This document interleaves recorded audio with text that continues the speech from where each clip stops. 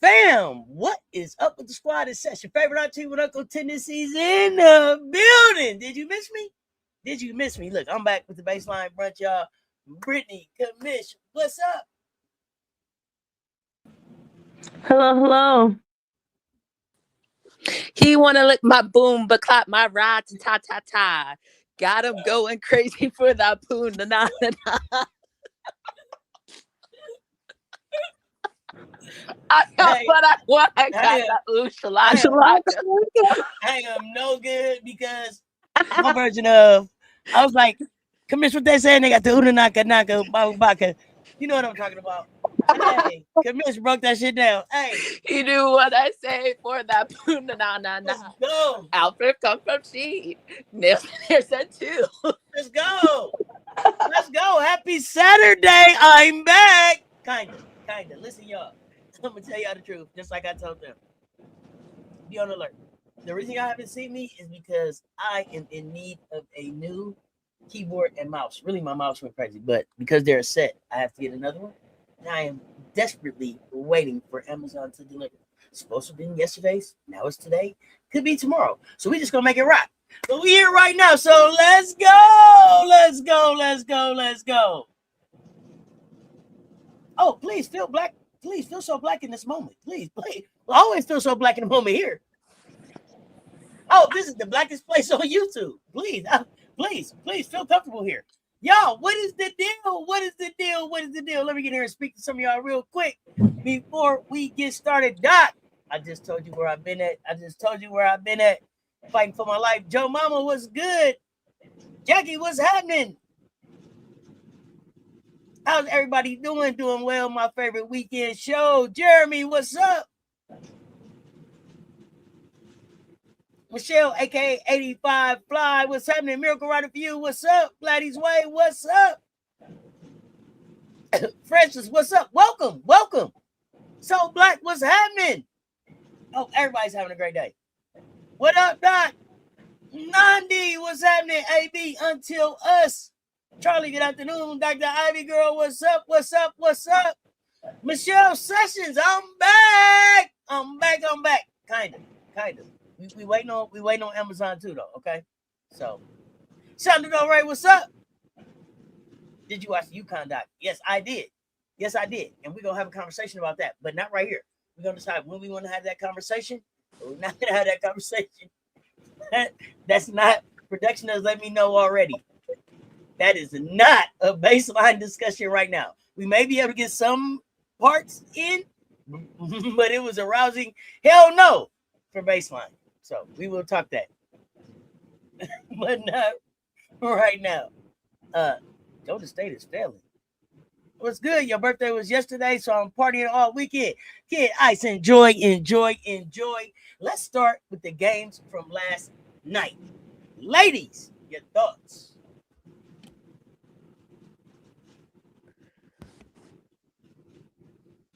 Uh-oh. Oh. No. Sorry. What did you say? I missed you.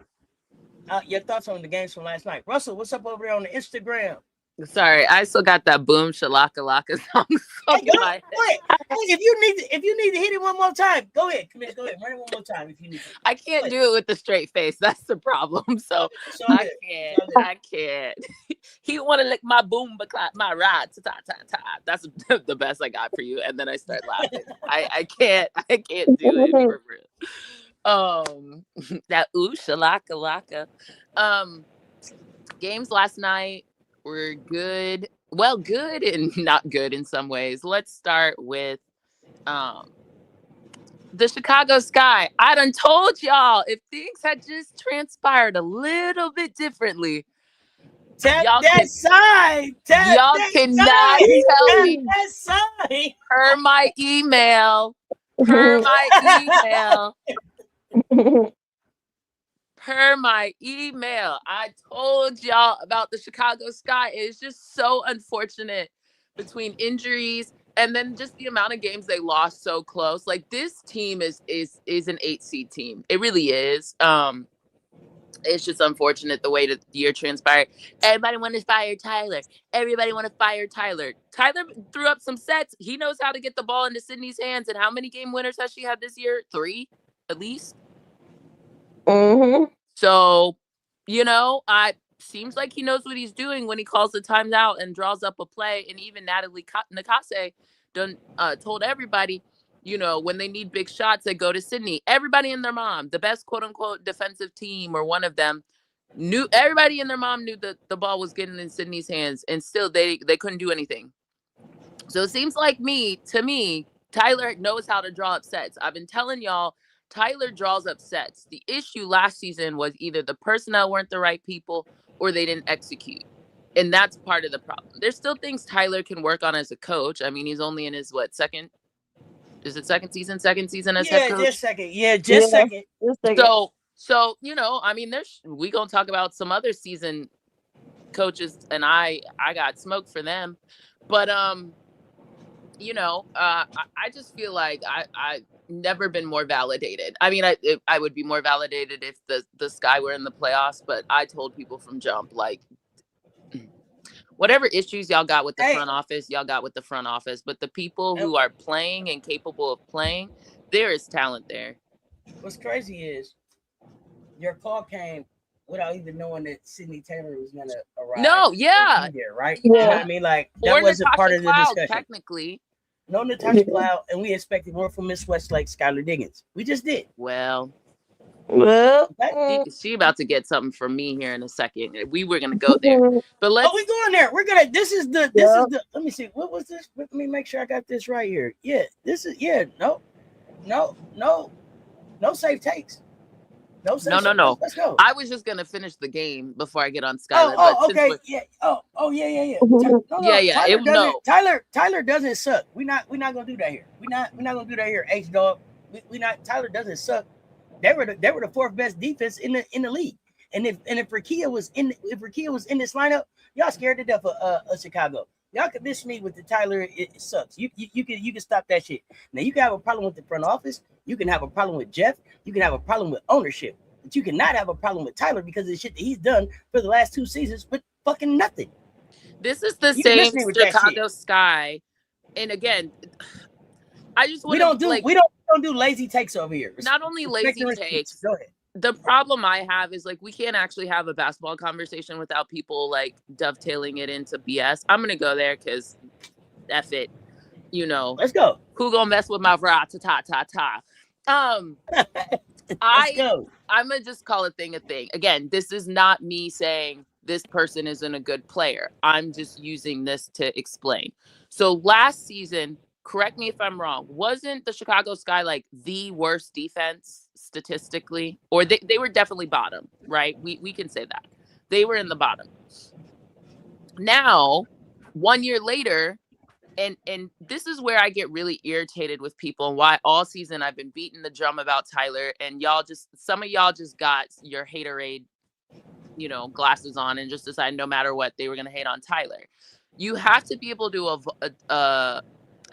be able to dissect and parse out things to really figure out what's going on. Again, it's not always perfect. We don't know everything, but to just look objectively and just say they were going to be horrible, it didn't make sense with the talent. Furthermore, if you actually sit and watch basketball, watch sets that are being run, watch when timeouts are being called. And again, that's still an opportunity area for Tyler. But even last night, you saw when the Valks started getting runs, Tyler would call a timeout. Hey, we need to draw up something different. Hey, and mind you, Tyler's also doing this while managing other injuries. You got Dejanay, who didn't even play yesterday. You got Sid, who has a groin injury that they're trying to manage. I'm still not even convinced because we know Camilla had something she was dealing with. So all these things are happening. And then on top of that, you have Sloot, who clearly is older and came back from an injury. He's actually really trying to do what he can. And then you got Jaquez, who still is a rookie, gave you some good times at points. Will, there's just a lot of things he's trying to manage. But at the end of the day, what he did do is he went and hired people to get his defense better. Now, I'm not going to sit here and say it's solely LT. I think LT contributes. I think his dad even was like, our defense sucks. It has to get better. So he So what I don't understand is why are people still looking objectively at Tyler like he's the same person from last season? Like he went, they love him enough. Rachel stayed around, helped recruit people. Like, again, at a certain point, you have to look at the facts and just be like, okay, like, hey, I may feel some type of way about the Chicago Sky front office, but I have to give Tyler his props. And what I still bang the drum on is why was everybody so dead set in saying he was so shitty from jump? And it even still irritates me that he's on some of these coaching hot seats. I understand, but I think it's also a little disingenuous by the media because they're also not looking at the Chicago Sky and actually evaluating what's happening and where the team is getting better. And if it weren't for XYZ or this or that, let's also be honest, Azare has sucked monkey butt this whole season, right? So like there's a lot of things that are happening. We can get into all the different and absolutely Mm-hmm. the Tyler that starts Sloot over Skylar. Where was Chicago when Skylar was starting versus when Sloot got there? We Right. can act like that Sloot hasn't made a difference. Sloot got there and showed them how to run the offense. Sloot got there and showed them how to run an offense with Camilla in it. Sloot got there and showed them how to be successful with what it is that he's trying to do. And they are now mimicking that. They weren't doing that before Sloot got back. They had won 6 fucking games. 6, wasn't it? Yes. Correct Something me like if I'm that. wrong. 6 No, I think games. it's pretty much 6. And those were games that had Rakia. You know what I mean? So like games that had Rakia. So I'm not gonna do that. It ain't even about it ain't about drinking no coolant. It ain't even about it. No, they didn't come to Chicago about the money. I'm not buying that either. But I'm also here's what I want to. But the other thing that I'm not gonna do is spend this whole time trying to convince H-Dog of this. Like, I'm not even. Yeah, your opinion is your opinion. We get it, but we don't agree, and we moving on. But go ahead, Commish, what you got? Well, I'm not even looking. I'm just talking. I don't even see what's being said. Got you. I'm not even on the screen. I'm talking for you. myself because I've been in these streets fighting for my life day and night like a dog. You know, like trying to convince people that Chicago Sky was not a bad team and people needed to get their hate off their heart because it didn't make, like, basketball wise, it didn't make sense why everybody was already piling on. Here's another thing. The same Chicago Sky that was in the bottom defense last year had Angel, did they not? They did. Now they have other pieces who are helping the defense. Part of what's also helped the Sky is that their perimeter defenders are better perimeter defenders. So that doesn't put all the onus on Camilla as much, right? That's what one of Cloud's strengths. I have some issues with Cloud, but I will say she cleaned up a lot of more of her bowheaded plays have gotten cleaned up recently. So good for her. That's also what's helping the Sky start winning. So it's a little bit of everybody. Everybody had to be better. And I think you can look at this team and say, hey, a couple things. One, we're going to get back to Skylar in a second. So just put a pin in that one. We coming back to Skylar. Don't worry. But let's just say moving forward, and I've gone back and forth. At some point I was like, get Cloud off this team. But if Cloud can play the way she's playing now, moving forward, that's winning basketball. The problem I was having with Cloud is she was forcing balls, turning it over, doing stupid fouls, getting techs every other game, it felt like. I don't think Natasha Cloud's gotten a tech in a while. Thank God. Like, stop giving the game away when your margins are so thin as a team. And that's what winning basketball is. I hope at this point, I think if Cloud can stay in whatever current state she's in, if she can bottle that up and replicate it next year, and that means I'm not trying to like be the hot shot. I'm not trying to prove to people why this, that, or the third. Just like love on this team, love on these players, love on your teammates. If Cloud can do that, then I actually do think Cloud is a good person to bring back for the Sky next season. You got the defense. You got her, like, one thing Cloud will do, she and Aaliyah Boston said this for the Phantom for Unrivaled. I think she is a good vet for young players, and particularly like the bigs. It seems like she does a really good job of like, you know, what am I trying to say? Building them up, like, you know, really hyping them up. Pouring into them. Yeah, pouring into them, all that. Gotcha. And so if that helps with confidence and like, you know, if that's what she's going to do, then that is very much needed for the Chicago Sky team. Plus, her offense has been better recently. She's hitting shots. She's more efficient. And therefore, it's helping the team. So I say all that to say it seems like her and Sloot also seem to have a good relationship.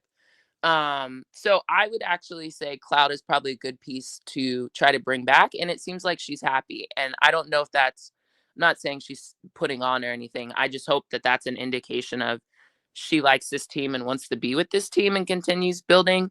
That's kind of what I'll say on that piece. Now let's get to this other supposed bet. Skylar. Yeah, I'm gonna just call a thing because that's what we do. I've lost respect for Skylar this season. I think, speaking of all the people that they lost through quote unquote, well, real injury, Skylar, you could argue she's not hurt. She is hurt, whatever. I don't know. I'm still confusion. But Skylar let her team like hang out to dry this whole time. The minute they said, I find it very just, you know, very serendipitous that the minute they said she was going to try to come from the bench, she said, the fuck I'm not. And we haven't seen Skylar since. And I'm not one to tell people they're not injured because I do think that's tough. But with the Skylar piece, I'm looking at this like, mamas, come on. Like, what are we doing? You see your team out here fighting. And it seems like the only people that Skylar, maybe this is disrespectful, this might be a tad too far, but from what I can see, it seems like the only people Skylar wants to pour into, build up, hype up are the guards. And primarily Sydney. And I'm not saying don't like Sydney's balling. She's hooping. Dejanay, her little gossip buddy, and Rakia over there on the bench. But it kind of seems like to hell with everybody else. You know what I mean? Like Skylar ain't doing the thing where, you know, it's funny. I was looking at Camilla's IG.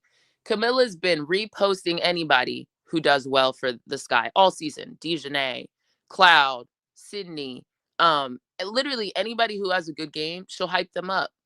Skylar, ...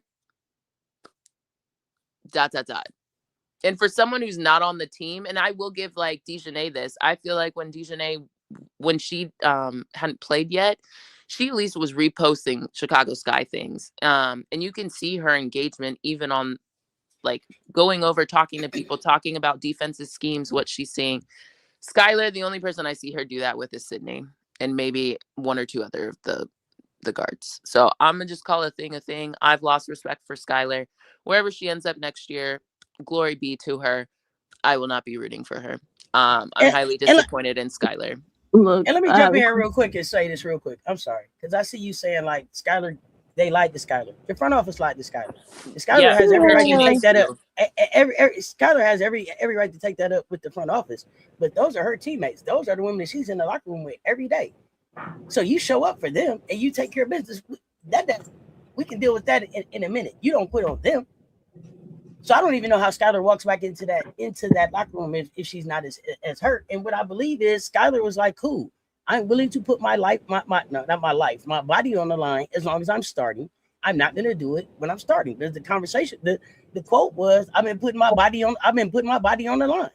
And I'm not gonna do that coming off the bench. That's fine.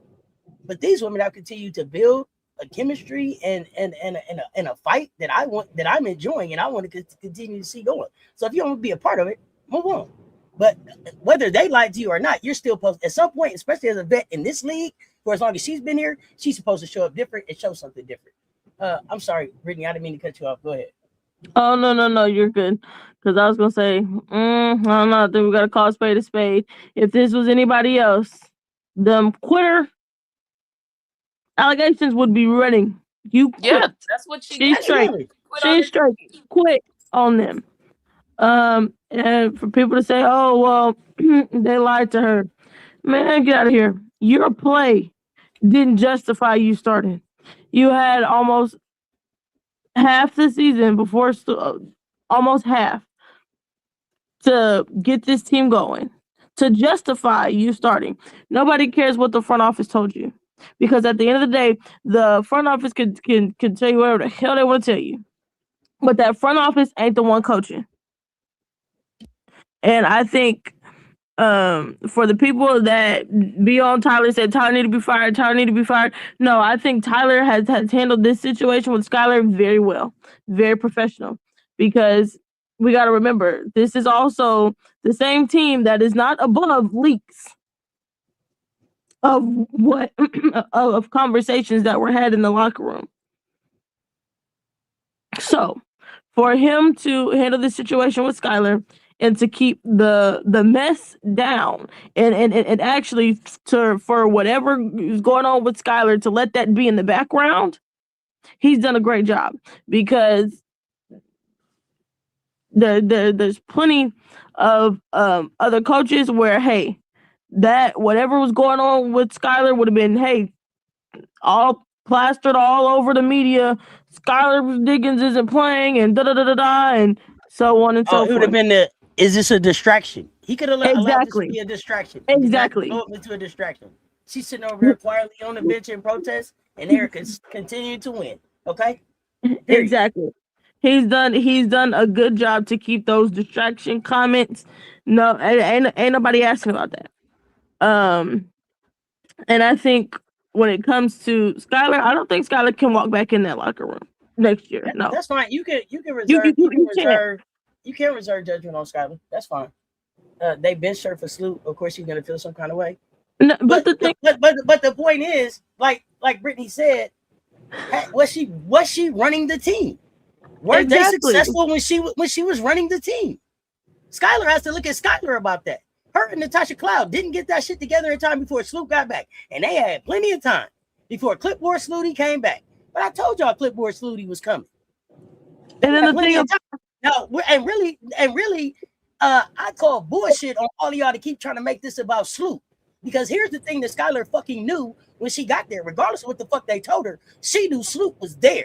Who the fuck she didn't know was there was Natasha Cloud. And that's who I think she had more to issue with. This ain't got shit to do with Sloot.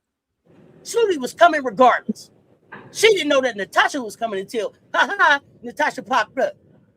The shit was working until Rakia went down. When Rakia went down, they started doing some old, your turn, my turn, I'm going to dominate the ball, you dominate the ball type shit, and went away from what was working in the beginning. They also stopped playing defense. So y'all can miss me with the, she's mad about Sloot. I ain't buying that shit. I'm sorry, Brittany. I apologize. Oh, no, because that's right, Auntie. And that ain't got nothing to do with Sloot.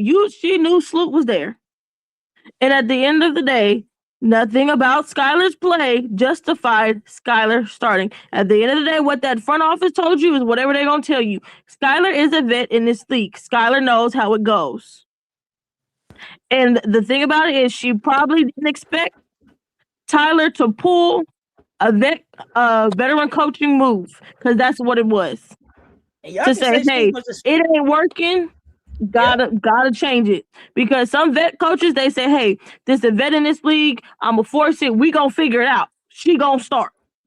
And I love Skylar, literally, love Skylar, but I love Miss Westlake, but I'm gonna tell the truth and shame the devil. She wasn't taking care of business. And y'all can say that Slooty was a shell of herself, but that shell of herself showed up in there like Sophia came home and got them back on fucking track. I know that.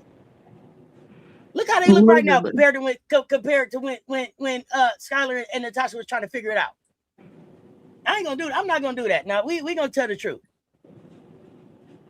It's like you had one job. This ain't got shit to do with Sloot. Sloot went someplace and got healthy and came back ready to play. Now, can she give you the minutes that she used to give you? No. But the minutes that she gives you, she's not costing you the game any more than anybody else that's out there. Literally. It's like you had one job. One job. You needed to get this team off to a decent start. And you could not do that. So because you could not do that, hey, she got tapped on the shoulder, said, hey, come to the bench. And then the worst part about it is she didn't give it time to actually see and develop and mature of what what Tyler wanted her role to be from the bench. She didn't give it any time. She didn't say, okay, cool, I might got to play off the bench for a couple games, and then, hey, maybe if we get something going from the bench, maybe I might like it because maybe I just need to be that spark. But she never gave a shot. She didn't buy in because she gave up on her team. The end. Exactly. But for everybody that's like, Skylar's gonna be somewhere else better next year. How many years did Skylar sign with Chicago? 2. So 1 more year. Where is she going next year? She just ain't gonna up and go unless they trade her somewhere, right? And also tell me, I've been waiting. Let me jump back in. Go ahead. Go ahead. Mm-hmm. 2 things. When did Skylar win a championship? What year? Look around, everybody on mute. Okay. So there's that. And I'm pretty sure she didn't win in college either, correct? Nope. So, okay. So we talk a lot about that other girl in that Hoosier state who doesn't win. At a certain point, we have to look at it and be like, why aren't you winning?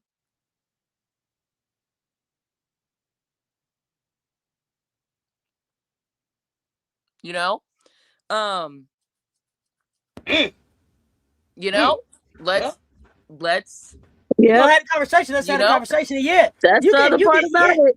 You can say that Trimble has a huge hand in coaching his team. Yeah, now you think Tyler sucks as a head coach, but he's getting better. You can say that, but what you can't say is that Tyler didn't look around, see his deficiencies, and say, what the fuck can I do to show up and be better next year? But here's the problem. He got Trimble on it. Hold on. Here's the problem. First thing, I don't want to jump around too much, but for sake of conversation, since, we jumping around and what about this and what about that? So the same Lynn Roberts who had LT on her staff and didn't keep LT, the same LT who decided to come to the Chicago Sky, even though she has a history with the Sparks organization, there has to be a reason she came to Chicago, because both organizations, by the way, are trash. I've been telling y'all that for a while. So to go from one quote unquote trash org to another quote unquote trash org, there's a reason she made that switch. Secondly, we can't get mad at head coaches for assessing where their deficiencies are and filling the need. Like it's like people want to have it every way. They want to keep a thumb down on someone and say they forever suck, but then they make moves to try to be less sucky, and you're still mad at them for making the moves because they sucked 2 years ago. Like, that doesn't make sense. Either you have to give them credit for making the moves and seeing the deficiencies. Like I said, they were bottom, whatever. I'm pretty sure they were worse, but I can say definitively they were a bottom 5 defensive team last year. They were at the bottom. Now, depending on, when you want to count it, they're top 5 in some respects. So they literally in 1 year made the transition. You have to give credit to, if you don't want to give it to Jeff, you at least have to give it to the head coach who makes decisions about, between the two of them, they're making roster decisions. Like, you can't have it both ways. That's so disingenuous and it's illogical. So I'm not doing that anymore. First thing. Second thing, the other part about Skylar too is, like, again, back to what we've all said, at a certain point, Skylar has to look in the mirror and be like, why am I not having success? And what do I need to do differently? You were brought in to be a vet. And one of the things you said in your press conference was you knew how to play with bigs. To me, it looked like Skylar said to hell with Camilla, which is why when Sluty came, that's part of the reason Tyler was like, all right, my guards aren't being effective with Camilla. Someone has to show them how to be effective with Camilla. And guess who was? Slut. These are facts. These are not feelings. These are facts.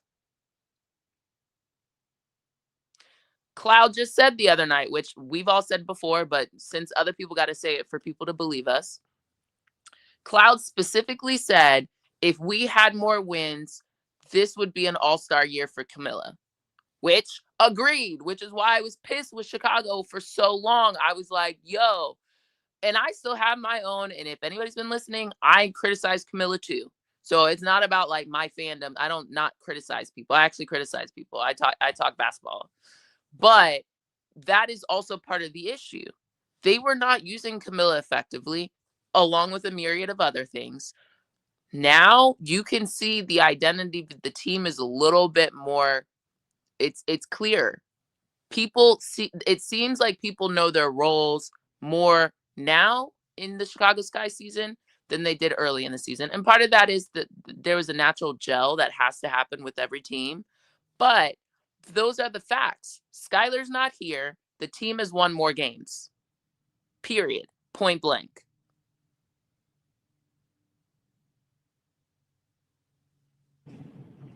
And here's the other part about it. That's gonna suck for Skylar. She is at the mercy of the Chicago Sky. The Chicago Sky does not have to do you any favors. The Chicago Sky do not have to ask you where do you want to go.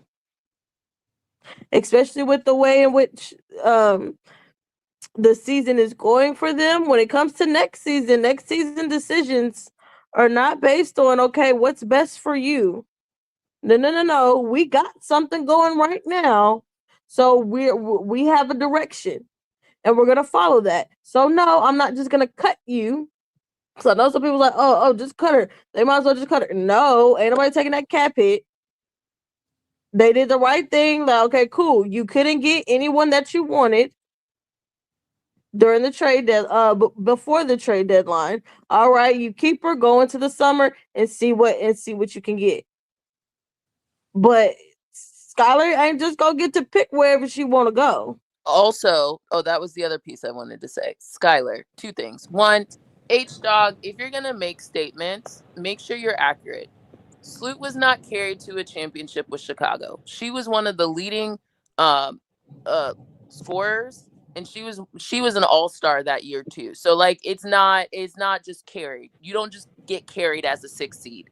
Like she was part of that team along with her wife, along with Ka, along with CP3. So go get your facts correct.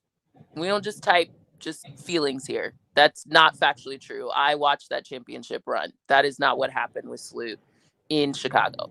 Now, New York, yeah, there were other skilled people there too, but the same New York that's now hovering around a 7 seed, a 6 seed, there's clearly issues in New York too. So we can talk about that. Back to Skylar. Everybody says, where's Skylar starting? That's my first. What contending team is Skylar starting on? None.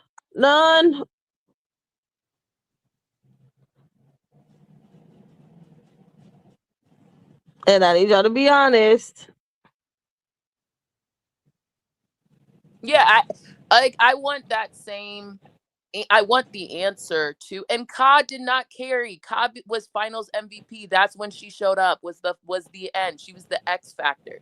Sloot was the point guard. Go rewatch it. It's available for you on League Pass. It's free if you have League Pass. You can go watch that championship run. So no. Furthermore, back to Skylar, I want to know what team is she starting on? I can maybe come up with one contending team, and at this point we have to ask if they're actually contenders, that it would make sense for Skylar to be the starting point guard on. Which one? New York. But I don't think New York's going to do it because they like Astier, they like Fatus, they like other people. They might just consider, honestly, having what's-her-face shoes go back to being quote-unquote point guard. I don't see it. Whatever the hell's happening with the Mercury, even if they're able to retain KP, and I don't think I don't know if Skylar's you're going looking back. at this chat. They saying Washington. No. I don't see that. I don't see that. Not with them young. No. Why would I with a older team in Chicago? What did you do? Why in the heck would I put you over here with these young with an even younger team? Hell no. Nope. Not doing it. Like I really don't even see the Mystics. The Mystics don't make sense. It doesn't make sense to me. And that's another organization. Again, since we all want to just like keep putting if one of the things that everybody's saying is the front office lied to her, they don't have a facility. Tell me what facility the Mystics have. Tell me what high-end facility the Mystics have.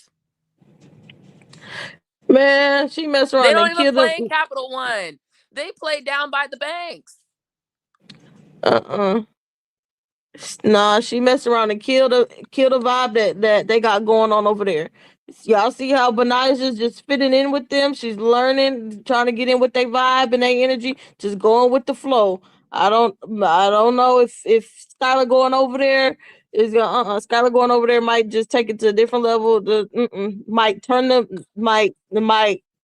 But also, why would I pick up Skylar and this is part of the reason why Chicago Sky is incentivized to keep winning, because the Mystics have their pick swap. So in theory, the Mystics are gonna get at worst a top 7 pick. Yeah, they just want to get it in the draft. They about to get their point guard in the draft. And then somebody said it's only for leadership. Here's the thing: you had the opportunity. Did she demonstrate? What leadership? I'm sorry. That's the thing. What leadership? I got a question. Can y'all? Because I got CRS. Yeah, help me out. Ain't this who are the guards coming out in this draft coming up? Guards or point guards? Guards, point guards in the WNBA. It doesn't really seem to matter. Most of these teams I got a point guard anyway. That's true. You said it don't matter. Clearly, it don't matter. Yeah, it doesn't matter. But Hannah Hidalgo, JuJu. If you put Madison Booker as a guard or a wing, TBD. Okay. But there's that or forward. Okay. Yeah. So and it's no expensive teams, right? Come on, it's no expensive teams coming. What's her name from Kansas? Kansas is coming. Virginia is coming. Come on, let's talk about it. Yeah. What's your young lady name from Kansas?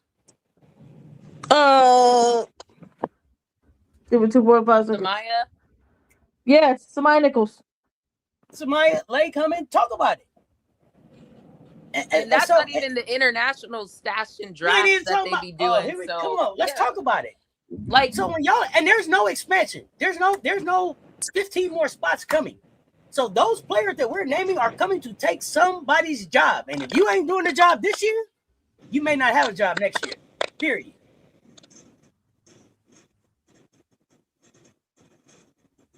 Yeah, people just love to hate this guy because of Reese being traded. I believe that too. I've been saying that all along. We moved past that. We moved past that, Reginald. Yeah. We just moved past that. We get back to the real basketball talk over here.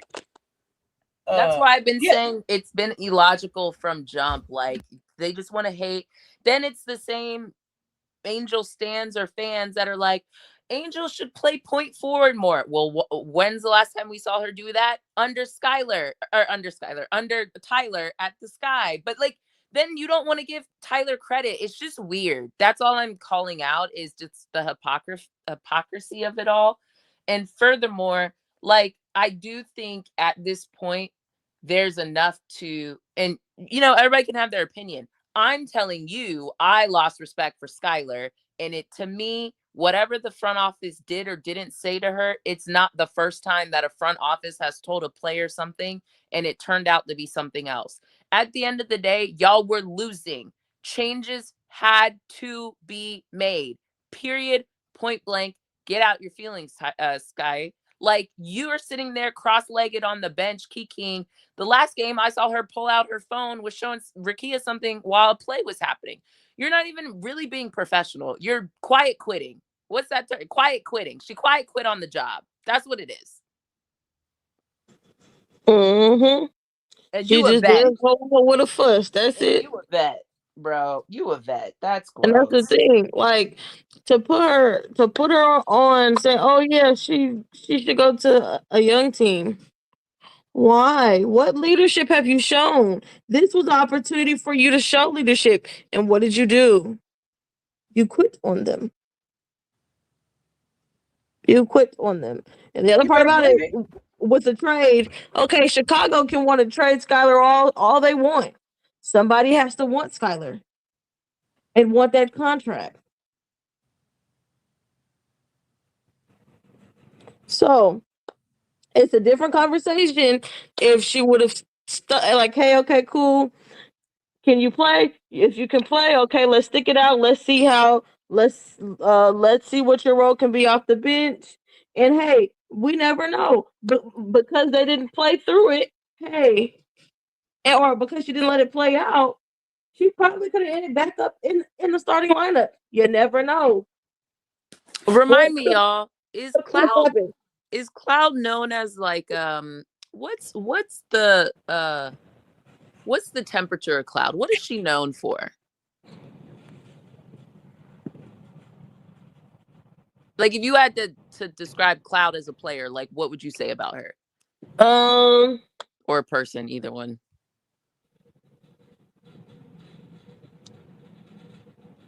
Is she quiet or does she speak out? How about that? I'll just make it quicker for you. Yeah, she's not a quiet one. Because she's vocal. Have we heard Cloud say anything about Chicago Sky? No. That's the other part about it. She would have been the first one. Hey, get me up out of here. They doing this.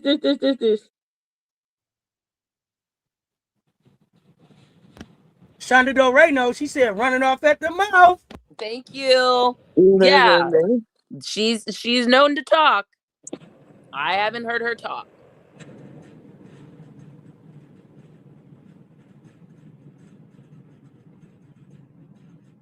So I don't know, guys. MJ, are we speculating that Skylar may not be injured? What are you asking? MJ must have just got here. I'm not speculating. She said what she said. I said I'll allow space for she may be injured, but I just find it very interesting that the day she got up on social media said, I've been putting my body on the line, they asked her to come off the bench. We haven't seen Skylar since. Yeah. And then I don't know. It's not like she played one game and was like, okay, yeah, I'm injured. Let me step back. I'm just saying, like, that doesn't make sense. But y'all can take it however you want. I think she quiet quit, loud quit, quiet on the creek, loud on the creek, whatever you want to call it. Mm-hmm. I think that Skylar thought that somebody might a contender might make a move for her before the trade deadline, and they didn't. But the thing about it is, you didn't play to make them be like, okay, I'm gonna eat the contract. Oh no, I think she felt like that maybe they would just eat that the resume said. Ain't no chip on that resume. Sorry, not sorry. There's no chip on that resume. The contender would want her to come off the bench. That's the conversation we need to be having about the basketball play right now. That's what I keep coming back to. Is the basketball play at this point? Not that Ego got injured as well. Yeah, for real. That's Ashley, please understand. We're not here to change anybody's mind. We're not waiting for you to be like, oh, okay, I agree with y'all. That's not. We're just having a conversation. If you please reserve judgment on Skylar. We're okay with that. That's okay. Yeah, I'm just giving you my perspective. Has she ever played in the finals? For Skylar, I think she over there playing games. She quitting, and she crossing her legs on that bench. I also will say something about I've noticed. Camilla is a team player. I don't see Camilla in Sky Kikiing. That's all I know. And here's the other part. Here's the other question. Yes, she's injured, but have we seen her being active in huddles? No. Well, with select people. That's why I called that out. Yeah. Besides the guards, have you been active with other position players? And that was one thing I did call out about Dejanay. Dejanay was up clapping, talking to people, be talking about telling people. Teams. She be telling people what she's seeing out there. Hey, try this. All into the game. So I will give you that. And again, it's not about not rocking with Skylar. I love Skylar, but I didn't expect this from Skylar. I expected Skylar to show up and be the grown up in the room. Right. No, okay. So Skylar's always in the celebration huddle. Is that the same as helping the team win? Yeah, I'm not talking about the celebration huddle. I'm talking Yeah, about no, working I'm just clarifying again. You got to watch the games, watch the interactions. Again, I saw Skylar pull out her phone and was scrolling on her phone and showing Rakia something while the play was in session. I watched it. Not while the play was in session. Yes. Skeptical. I was skeptical about this from the jump, and I'm not even blaming Skylar for this whole situation. I followed Skylar her whole W career, and I was positive about her going there, but I was skeptical. I get it. This will be another failure on Tyler and the front office's watch. I don't think it was a failure. It's all how you let people look at it. That's when I saw two blondes jumping up and down. I didn't know who the other person was until the end of the game. I'm not doing this with y'all. Skylar is a Leo. Skylar is a Leo. Skylar is a Leo. I've dated one. I understand. That's it. I got it. No, I'm just saying I only see her in the celebration huddle. She doesn't participate in anything else. Yeah. Gotcha. But my thing is, why is it a failed year? I don't see it as a failure. Exactly. It's not. You went and found a damn diamond in the fucking rough. No, we didn't. No, we didn't see Sloot on the bench last year because Sloot was away. She was away rehabbing, so she could come back and be ready this year. I actually would prefer Skylar to take her ass to the back or to the box. Bro, just go. What up, Ashley? You know when you go out with friends, you know when you're out with a group of people, and there's that one person who's like, you know, I'm gonna go sit on the other side of the like everybody, like let's say you bowling or take your ass over there then. You bowling in you in lanes, right? And there's that one person who goes like sits behind the little partition or goes sits down over just like to make a point. That's bleeping Skylar right now. It's like, I'm here, but I want everybody to know I'm miserable. It's like, girl, you ain't gotta be here. Go somewhere carry your ass over there then. Yeah. No, for real. Definitely could have been like, hey, we're injured. I understand what the goal is, but not meeting the goal doesn't mean that it has to be a failed year. And not meeting her goal is Rakia being hurt has a lot to do with that, compared to what they can say about a whole lot of other years. And for where they're at right now, they shouldn't look at it as a loss. But I'm not even going to keep going back and forth about that. No, like making the goal. Hey, making the playoffs. Everybody's goal at the beginning of the season. Move on, y'all. Make the playoffs. Move on. I don't care. I don't care if Sloot was in a press box with Jeff. I don't care if Sloot has a good working relationship with Jeff. What I care about is that when they told Sloot to take her ass on the court, she did her job. Now, all that other outside shit that y'all want to make this about, y'all can. But I'm not doing that. Because the other thing that I know is that the Chicago Sky ass sat up there and said that they didn't want to have Skylar unhappy. And Skylar hasn't done the things that she needed to do to make sure that Chicago was happy. She didn't show up and do her job. That's on Skylar. Skylar got to live with that. Maybe coming to Chicago wasn't a good move. Maybe she got here and it ain't going to work. But you here now. Quit the job or don't. I ain't finna do that shit. Sloot was around for all the home games last year and traveled to a few of the road games. Like, I don't care if Sloot. Guess what? Asia sat in the box when she was hurt too. Now what? What are we talking about? I don't give a fuck. I don't care nothing about that. But when you on the bench, that's the thing. Here's the thing. If you're not going to do your job, don't show up to work. But don't show up to work and then disrespect the job. That's a different thing. To be sitting on the bench and then we trying to do what we supposed to do and you over here seeing what the fuck is on sale on Amazon, I ain't got time for that. Be respectful of the job or take the day off. She was probably trying to learn that poo na. Right, ta. Let's go. Let's go. I'm not gonna lie, Skylar got me gives it. I got the not the poo na. What is it? I'm gonna get it right. Because at first I started off with kappa napa. No. Let's go. You want to lick my boomba, clap my rod, ta. That's the first one. We'll be present when in the bench period. Absolutely. Mm-hmm. I believe I'm not used to taking back seats. But here's the thing: if you're gonna be, but I don't know a lion to get to the front of the line that don't roar. Fuck you get up there being quiet for? I'm a mean old lion, but you need some courage. I ain't got time for that shit. Come on, show up and do your job or don't. Take the day off, Skylar. I hear y'all Leo season. Let's go. What else we got? Wait, are we finished with oh, I'm not finished with the other side. Okay, well, this took us long. What else we got? What else we got for this topic? Yeah, no, where else we going? I ain't got nothing else. Okay. Natalie Nakase. Uh-oh. Uh-oh. Uh-oh. Uh-oh. Y'all are silly.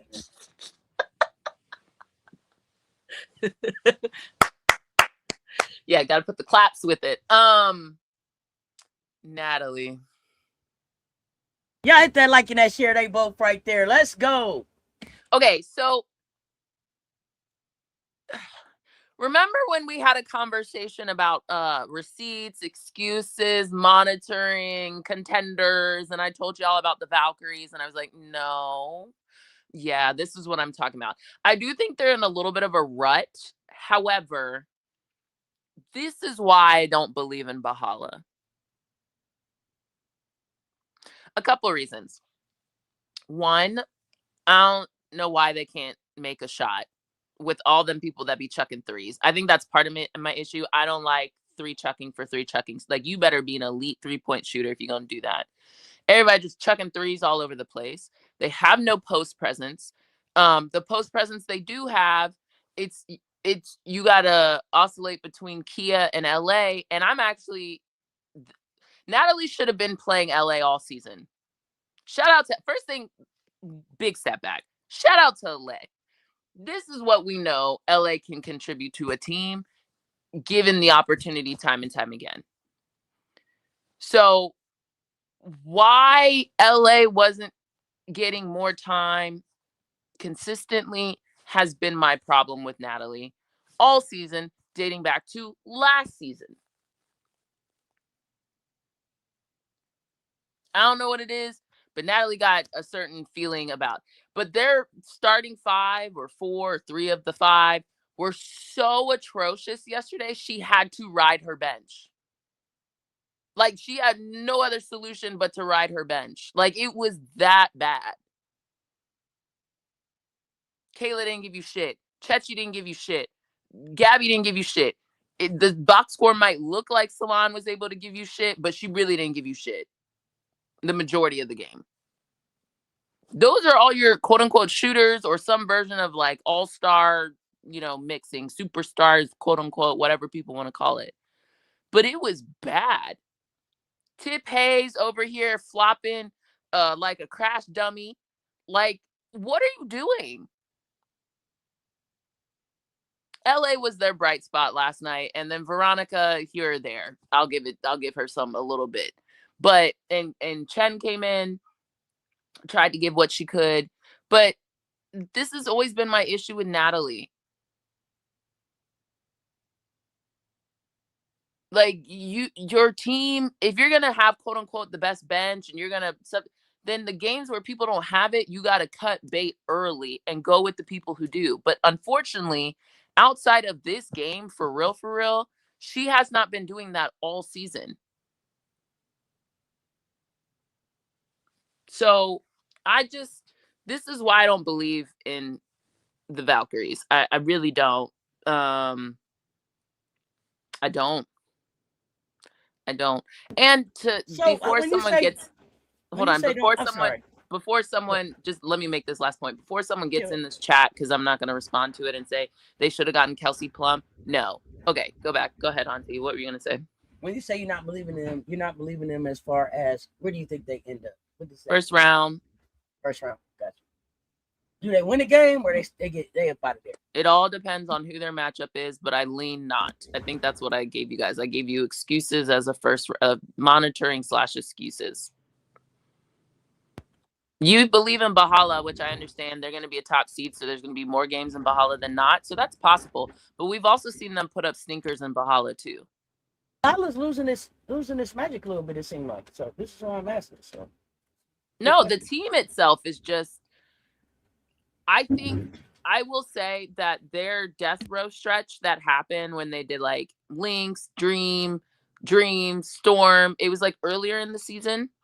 And I was expecting them not to come out of that with as many wins as they did. They ended up winning, which like you won, But I think that's what propelled them, because that was their hard part of the stretch, and somehow they were like of the season, that was their tough stretch. Somehow they were able to come out of that. I don't know how. I don't know.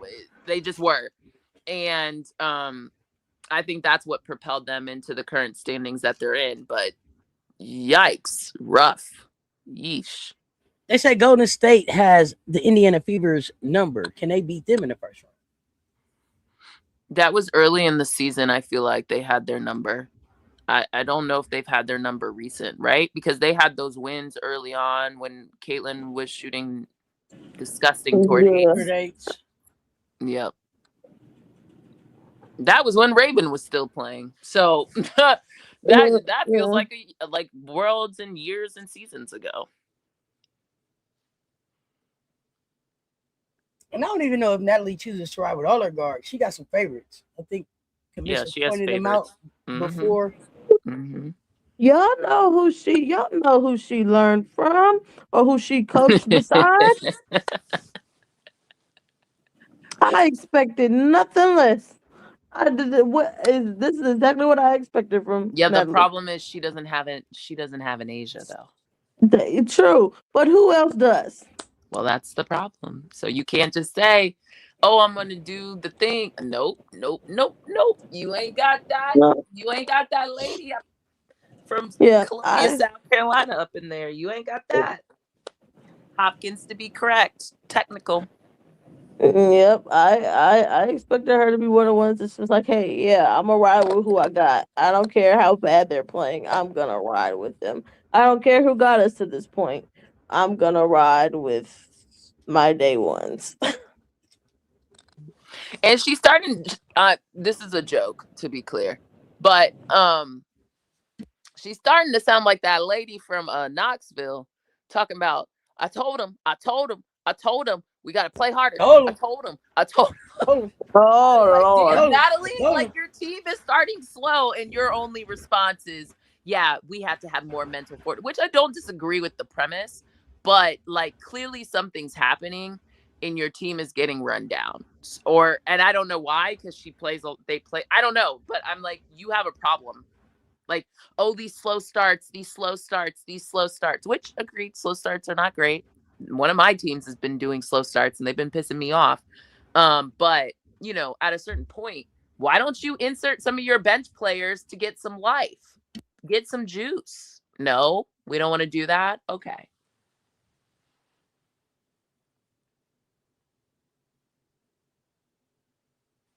That's all I have on the Valkyries. I think I still don't believe in them. Shout out to LA. I do think Natalie's issue and her downfall in the playoff is going to be rotations. Because I don't think she comes off some of her rotations, or she doesn't change it up enough to meet the need. And if you're going to have, quote unquote, the best bench in the league by, production standards, well, then you should probably use that to your advantage. And that's the strength of your team. So you should go to them sooner, or you should insert them sooner. Just a thought. And they can't defend the post worth-ish. Anybody they match up with, I think that was the other thing I called out. I said, well, the problem is in the playoffs, all them people that they're probably going to see gap posts that are going to cause massive issues for them. I would start, I think you're saying Salon in the playoffs. What up, Lisa Pugh? Hey, I gotta take this time, ladies. Michelle Sessions sent a cash app for everybody to get a drink. So I will make sure y'all get that. Thank you, Michelle Sessions. Thanks, Mama. Thank you.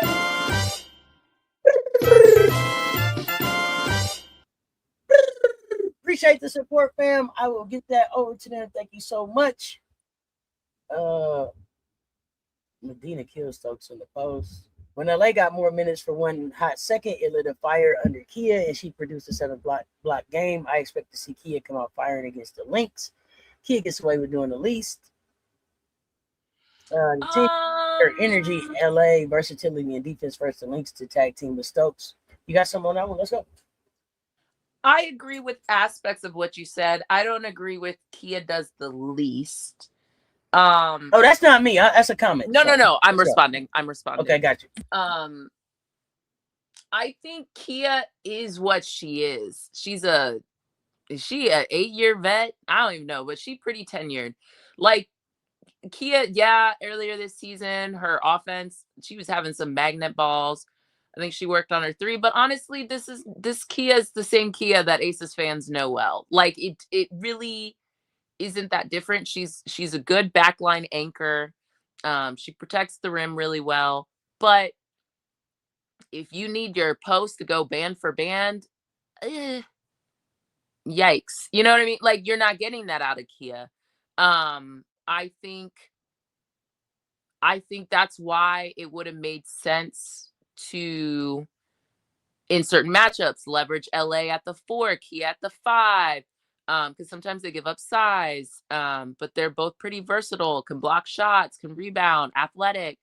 I think also, quite frankly, I don't really love how they use LA. I feel like they overly, what's the word? She's a glorified pick and roller in their offense. Like I see her setting a ton of screens, and picker is probably the more accurate term than a roller. I just feel like it's She very picked, like she don't necessarily roll. She picked. She don't necessarily roll. Necessarily roll. I got you. I like it. Yeah, so, but I don't think you can't really, I can't put the Valkyrie struggles on Kia. Like that feels, you know what I mean? Not at all. I just want to make sure I'm clear. Like Kia is what she is in this league. And if anybody should have known that, it's the person who saw her many years in Vegas, right? So like she knows what Kia's capabilities are. And I'm not, trying to put a lid on anyone so they can't. You can always grow your game, but realistically, you can expect her to only do so much. Kia's not Azurá Stevens from a offensive pick and pop, shooting threes all over the place type. That's not her game. And so, you have to put expectations on people appropriately. That is what I'll say to that. Got a super chat. Ladies. Thank you for the super chat, Ashley. Let me play the music first before I read it.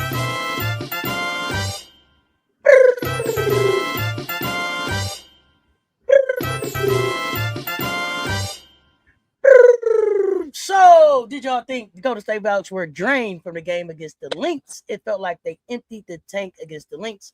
Also, do you think the Mystics are a bad matchup for the Lynx, or were the Lynx also burnt out?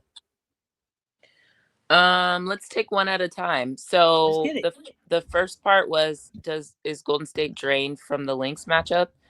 Correct me if I'm wrong. Yes. Weren't they down like 3 million to 0 for a long part of that game? Weren't they getting blown out? Or am I remembering incorrectly? It's honestly a question. I didn't sit and watch. I think it was a comeback. It was a comeback, but they were getting completely blown off the floor because of the same thing that happened in the Chicago Sky game. They were getting outshot. It was a complete blowout, I thought. Yeah, okay. Thank you, Jeremy. Yeah, it was like 22 points. So, yeah, I mean, there's an aspect of when you try to like come back from a game, but it happened twice. Like the same way the Lynx game went, it felt like it happened here with Chicago. And isn't this the same Valkyries that was like off for like a week? They were off a week before they saw the Lynx. So I don't think it's a drain thing. I think this is the issue when you're a heavy 3-point shooting team and they're undersized in the post. I think this is just a symptom of what it is. That's my reaction. I don't know, Auntie and Brittany, what y'all have. And then we can go to the second part. But if y'all want to respond or disagree. No, I said that, they were down 22 points. I drained versus the Lynx after having hella days off. They shouldn't have came into the next matchup drained because you had hella days off before. So you get into you spend all your energy trying to do a comeback, you lose, but you were off a week, or dang near a week. you should have energy to go into into that next game. And then the other part about it is, hey, what lesson did you learn? Yeah, maybe let's actually get off to a better start so we don't have to spend a whole bunch of energy trying to get back into a game. Just thought. Also, sorry, go ahead, Auntie. Oh no, for me, I don't want to hear no excuses about you was tired. If you want to win a playoff, if you want to win a championship, it ain't no you tired win. You'll be playing every other day or something like that. Forget all that. You was off more than 2 days. I don't want to hear nothing about tired. This is why I told you get your weight up. This is why I told everybody get their weight up. And I don't remember who it was. I want to say you, Commissioner, maybe not. But I was having a conversation with somebody. Maybe it was MJ. And they were talking about how at the beginning of the season, typically we may have more muscle on our body at the beginning of the season, and then we play to a point where it kind of thins out. Yeah, right? That wasn't me. That sounds like MJ, but I agree. Right. And so this is what I wanted some of these players to do. Get your weight up some so you wouldn't be tired and falling apart right now. But you came in here with your ass too light. I don't want to hear nothing about you tired now. That's all I got to add to it. I don't have a whole lot of sympathy for, I'm so tired. Because I remember playing basketball from sun up to sundown. So I don't understand, I'm so tired right now. I don't understand. Well, but I think this is the dog days of, well, it's not the dog days because there's only so many games left in the season. But what I mean to say is I think everybody looks tired. We're going to talk about another team here in a second. So that's not, I don't think, and then anybody have played a lot of games, but I'm not doing tired. I think when we come back from World Cup is going to be really interesting. I think we can see some ugly ass basketball. Yeah, that's gonna be nasty. It's gonna be nasty, but we'll come back to that in a second. I think Gabby is concerning for me. One, not only as a fantasy holder of Gabby. Let me be honest, right? I need to hold that. Hold that together a little bit longer, Gabby. No, Brittany. No, Brittany. Hold it together a little bit longer for me. Thank you. I know why you saying it. Y'all will hear next week what we're tracking towards. But yeah, as a fantasy holder of Gabby, I was like, what the hell is this? And then she didn't come back in the game. I was like, are you kidding me? So I really did have firsthand view, but Gabby did look like shit. So I can't even, I was like, you know what? I can't even get mad at Natalie about this because it's so bad. It was bad. She was a step late. She wasn't even doing like the thing on, there was a shot somebody took. Either it was her or Kayla. That thing hit off the backboard like boom. Like it was like, oh my gosh. Like it's bad. I don't know, what their deal is because they told us after All-Star wasn't Gabby off for conditioning and stuff like that. So I don't know. I mean, look, heavy is the crown. I think that's the part that people keep, which again goes back to some of the conversations we have. Like people just keep thinking greatness is so easy. It's not. And to do it at a high level is hard. Like greatness is not meant to be common, right? And I do think, I don't know what Gabby, I don't think it's injury. I just think she's not playing well because she's had some nasty stinkers this year. And I've just stared at the TV like, I cannot believe this. She's had some nasty games. But more than often than not, typically what she can contribute makes up for it. But if she's not on the court, you got to go with other people. I would say. Do you overall like the move for Gabby though, from Seattle to Golden State? Well, if you recall, way back yonder at the beginning of the season. I don't know if I've taken enough doses of my medication. No, your CRS sucks. So that's what I'm always here to remind you what I told you. Thank you. Yeah. So you had asked a question about Gabby, and I think I, in so many words, basically said Gabby is not a number one to me. Outside of in France, when she put that French jersey on, she be turning into something else. But when she just hasn't consistently shown in the W that she is a one to me. And so therefore it's not that she can't get there. I just, that's her game. She's not usually like a high volume, tons of shots. She has the skill set. Oh, Commish, I heard that Gabby has it in her contract to load manage for recovery. After hearing that, I don't expect anything from Gabby anymore. Wow. what she got? Oh, That Kawhi Leonard knees or something? damn. I don't Yeah, know. that well, Oh, that wow. degenerative knee. Yeah, She got tell us Yeah. more. what she got? Tell us more, KKS. Tell us more. Wow. Yeah, I hadn't heard that. That's new news Yeah. to me. So Yeah, like unless that's she new. does truly have a degenerative or something her body, then I don't you know, understand that. that would make sense. But it still doesn't it's I mean, not that this wasn't the point, but it also doesn't take away from my statement. It actually if anything, it probably bolsters what I said. Like I just haven't seen Gabby take over in W uniforms in a way in which her skill set says that she would. Remind you, this is the number 4 pick behind Asia Wilson, Kelsey Mitchell. I always forget who number 3 was, and there was Gabby. So that is that same draft class. And I just don't think Gabby has shown, even though she's had less time in the W technically, but she spent more of it overseas. Gabby has not shown to be at that same caliber, you know? So MJ is suggesting maybe the French national team wanted Gabby to save herself for people. well, I was gonna say, I actually think my projection, hot take, not really hot take, projection, is that I think coming out of World Cup, Gabby might even look even worse. Because if she's looking run down going into the World Cup, I'm concerned. Oh, because she's a big part of that French team, right? She's there. Let's be clear. Yeah. Let's be clear. Mm-hmm. So, I mean, now it's France, so they're They like saying next they to said the us. Valkyrie podcast. They'll figure it out. So Valkyrie podcast mentioned that Golden State Valks knows Gabby can't play extensive, needs more recovery. Valkyrie's beat reporter was talking about it. Sounds like it's a comprehensive energy metabolic thing. Oh, okay, thank you for sharing that. I didn't know that. Thank you. Mm-hmm. Yeah. Wow. Well, they paid her like a number 1, so I don't know what to tell you about that.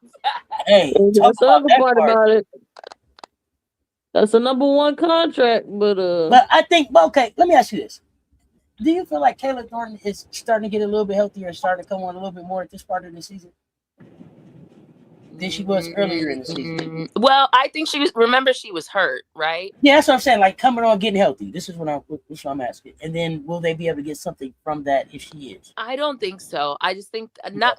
I mean, anything you get is gravy, but I just think it's been inconsistent. Even Kayla didn't look good yesterday, so I don't know. You know, Brittany, what do you think? I don't think she's necessarily looked good. But I think this Good is kind of what talent or good as in health? Good as in health. Okay. This season for her went as I expected it to be. I thought it was going to be a struggle just first year coming back from that injury. So I was like, I hope it's not high. Year 2 is what I expect. Okay, cool. For her to kind of go back into what into form, into what she was building her first year with them. Because homegirl was an all-star. That first year. Yeah, I just don't think she's healthy. And on top of that, Gabby's not in her way per se, but you know.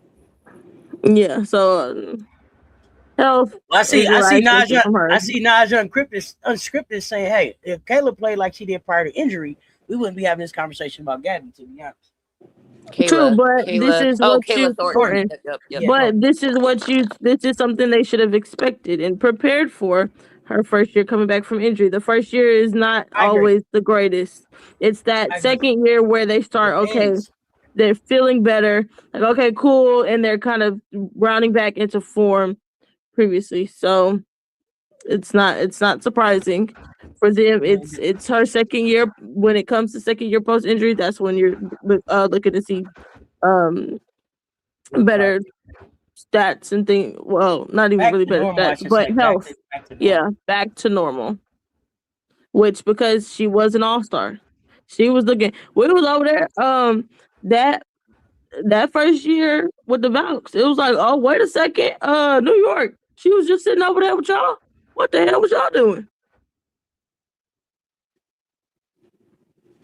So they'll be all right. And then that's the other part. That's you also brought in Gabby. So you brought in Gabby. You would have hoped that also would have kind of helped with the woes that you should have expected from Kayla first year post injury. Look,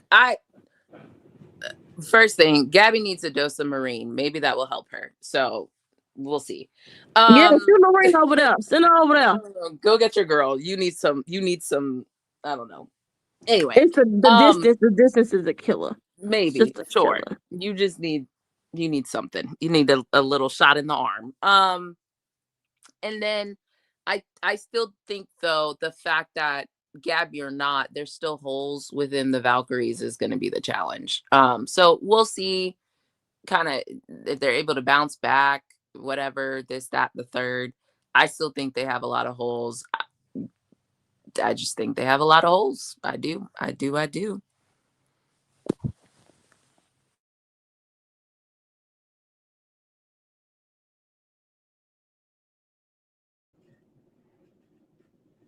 Speaking of teams with holes,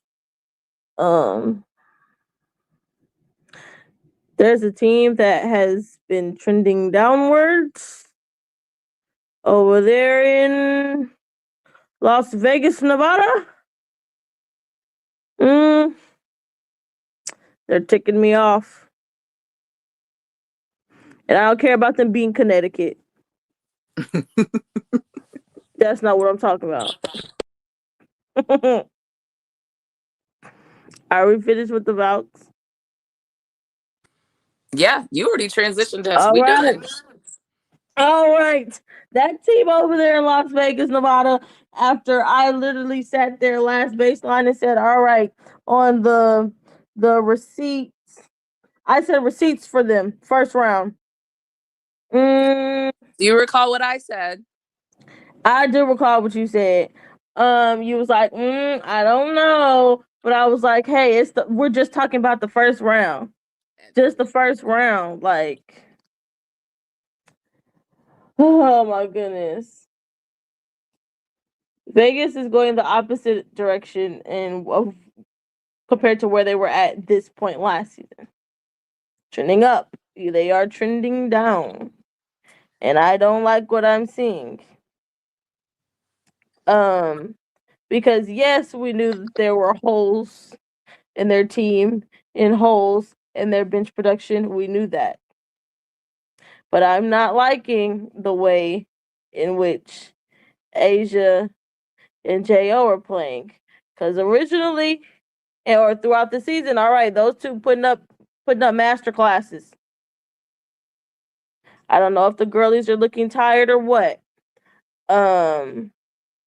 But that Minnesota game and that Atlanta game, especially that Atlanta game, I was over it.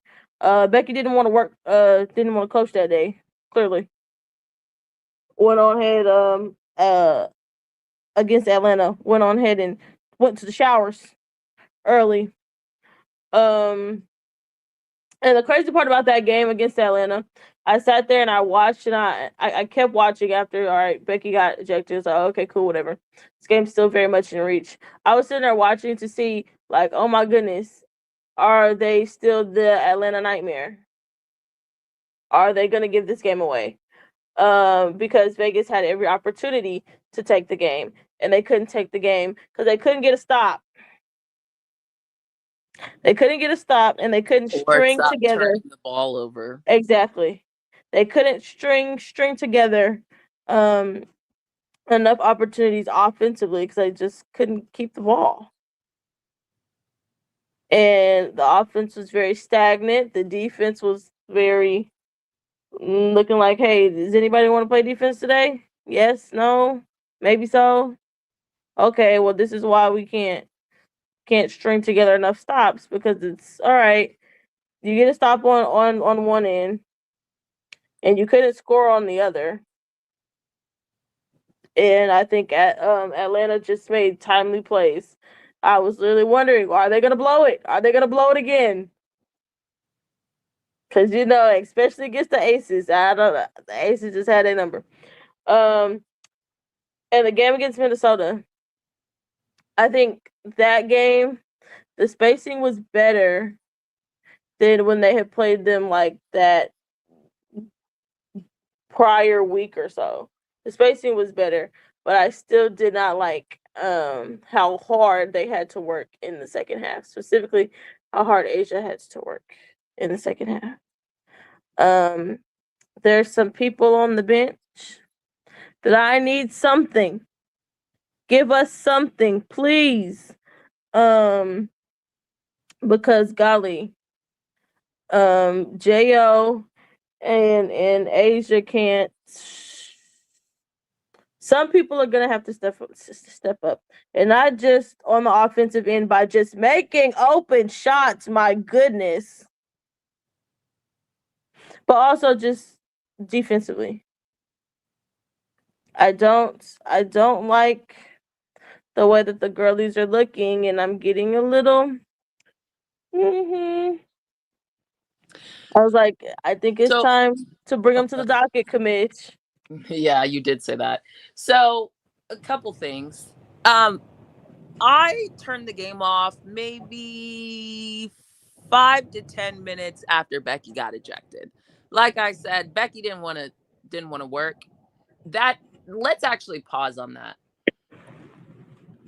That was so irresponsible by Becky to get tossed in that game, in that environment. You know what I mean? Like, yep. Yeah, the refs were on some BS. We were in the first quarter, second quarter? Second. What are we getting tossed for? A couple minutes in a second. Yeah, like, why? Sorry, y'all. I've been talking to y'all for 4 minutes. Oh, we have not heard you. Yeah, not a word. It didn't matter what I was saying anyway. Keep going. Do you want to come back and tell us something? No, not at all. Keep going. You pretty much made the point. Keep going. Okay, cool.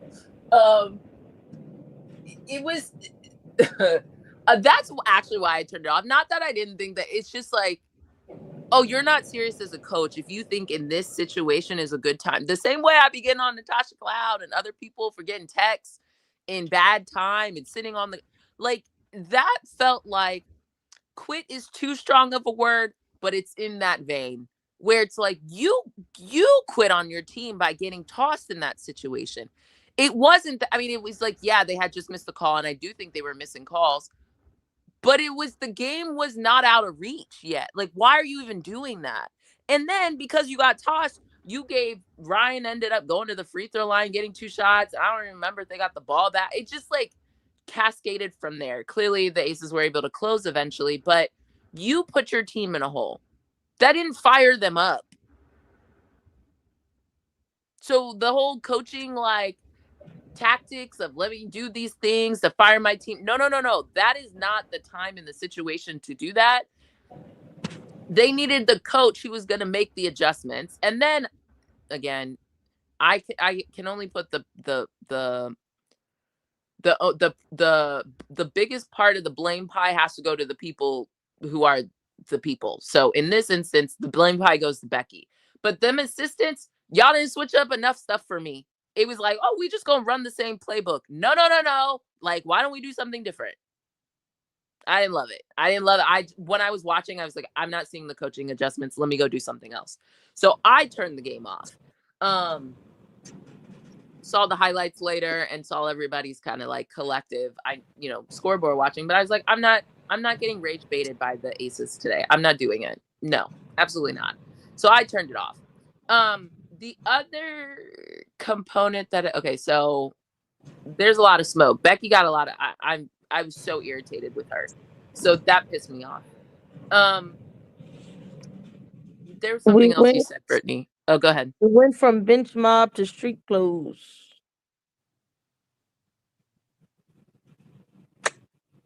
That's the other part. I need the bench to give something.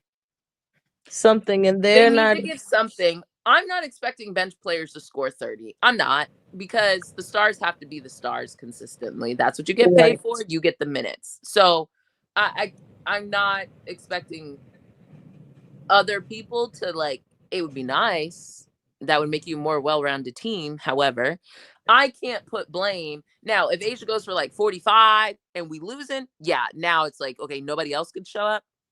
But not Becky, the other one, Becky Spade, Jackie was atrocious to start that game. Yeah, her final stat line might look good. And she started coming on when Asia didn't as much the second half. But and I still, that defense, I've been oh, if I got paid $1 for every time I told y'all about this defense, and the perimeter defense is shit. I've been calling it out from the beginning, and we did not solve the perimeter defense. I still look at Jackie, because you're supposed to be a two-way player. I don't need you to be on your Coach Yo, going to Ursula, selling your voice so that you can put up fuck ass shit transition threes. I need you to play defense and offense. Sorry. I need both. Girl, yeah, she was on that Coach Yo. She traded. She traded it in. She traded it in, and it gets more and more. It's glaring, I think because every there's no one season. else playing perimeter defense. So it's Yeah. bad. If Jackie is not doing it, and I'm not saying it should solely be on her, because what is everybody else doing? Chelsea, do you want to be point guard or no? The turnovers have to come down. It is a non-negotiable. If that means you're not doing no loopity doop do scoop like, get rid of the Harlem like Globetrotter shit. Just pass a normal ass pass. And if people don't know how to catch the ball, don't pass it to them. Literally, like, there were so many times in that game, especially in actually both games, Atlanta and Minnesota. It's like, okay, cool. They're trying to go on a run, and then they turn the ball over, and it's just like, bro, what? And stop setting moving screens, everybody. Just set consistent screens. Stop moving. It's been all season they've been calling it. Figure it out. Damn. And like rebound I said, the ball. I'm like literally yelling about everything. And I could make a shot, rebound the ball, hit your free throws, box out. Like, damn. What are we doing? And I kid you not, I was just like, y'all, we're really doing this today. Okay. No, okay, this I said we not, because I'm not. I said I'm done. They I turned that me. shit off and went and did something else. I said, I'm not doing this with y'all today. They rage baited me. I was like, no. I was like, man, Atlanta gonna give it away. They gonna give it away. And here they go. I was like, oh, hell. I was like, Jewel couldn't make nothing. Open three. I was like, oh, Lord. Somebody, the I ball's don't not know. moving. It's stagnant. The ball's not popping and moving. Everybody's they're doing just too much stagnant too. slow shit. I hate it. I hate it. I hate it. I hate it. And yes, I saw someone in the comments say they have a super easy schedule for for the rest of the regular season. Yes, I know. That's not the point, because because I need you to do what you need to do against the playoff teams. The people you're gonna see down the line. I don't care about the folks that aren't in the playoffs and or fringe playoff teams. I don't care. We're talking, you're trying to win a championship, yes. So you need to go beat the Minnesotas. You need to go beat the Atlantas, which though you did lose to them, you typically have their number anyway, and I don't trust them. But the Minnesotas, the Valks, those are the teams you need to go beat. The Indianas, you need to beat those teams.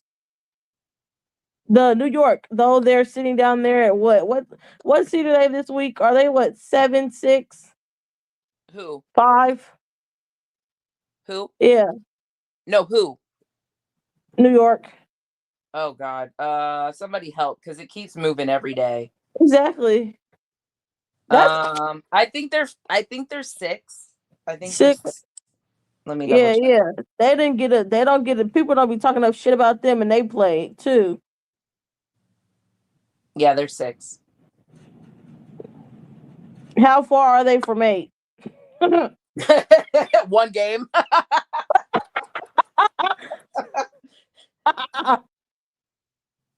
So you never know. Dang. If I'm the Lynx, I'd be pissed if them niggas fall to 8. I'd be pissed. What type of reward is that? I mean, all of it is. I mean, honestly, 5, 6, 7, 8. Well, now I think 6, 7, 8 are the ones that are, because they're all. So New York's 8.5 games back from first. Washington is 9, and Dallas is 9.5. So While y'all are right here at the links, the second part of that question didn't get answered. Oh, thank you. Oh, sorry. So, do you think the Mystics are a bad matchup for the Lynx, or the Lynx also burnt out? I think the Mystics are a bad Didn't Fee matchup not for a lot play? of teams. Fee also didn't play this last game. Well, what's she tired from? That was the part I understood. She rested from what? What the fuck is she tired from? The nerve of you. You just got back and you going on vacation? Well, please. Ain't nobody got time for that. Ain't nobody got time for that. Rested from what? I ain't doing that with you, Nafisa. I'm not doing that with you. I ain't doing that with you. I think I ain't playing them games with you now. The Mystics are a bad matchup for a lot of teams because they do have those bigs, up and coming, growing bigs. Shakira Austin has played really, really good this season. I told y'all, all-star snub. So yeah, and then Sony is playing good. Yeah, they're clicking. So waiting to see what Benaja adds to them. Yeah, but they're a sneaky one. If you think they're definitely not going to be a pushover. I still think their point guard play is their problem. Absolutely. However, it's been the problem all season. It does seem like Sydney's able at times, especially down the stretch. He's been able to get away with no point guards in the game, and he shifts Sony to be the ball handler. And they run that pick and roll shit. And Michelle 85, correction.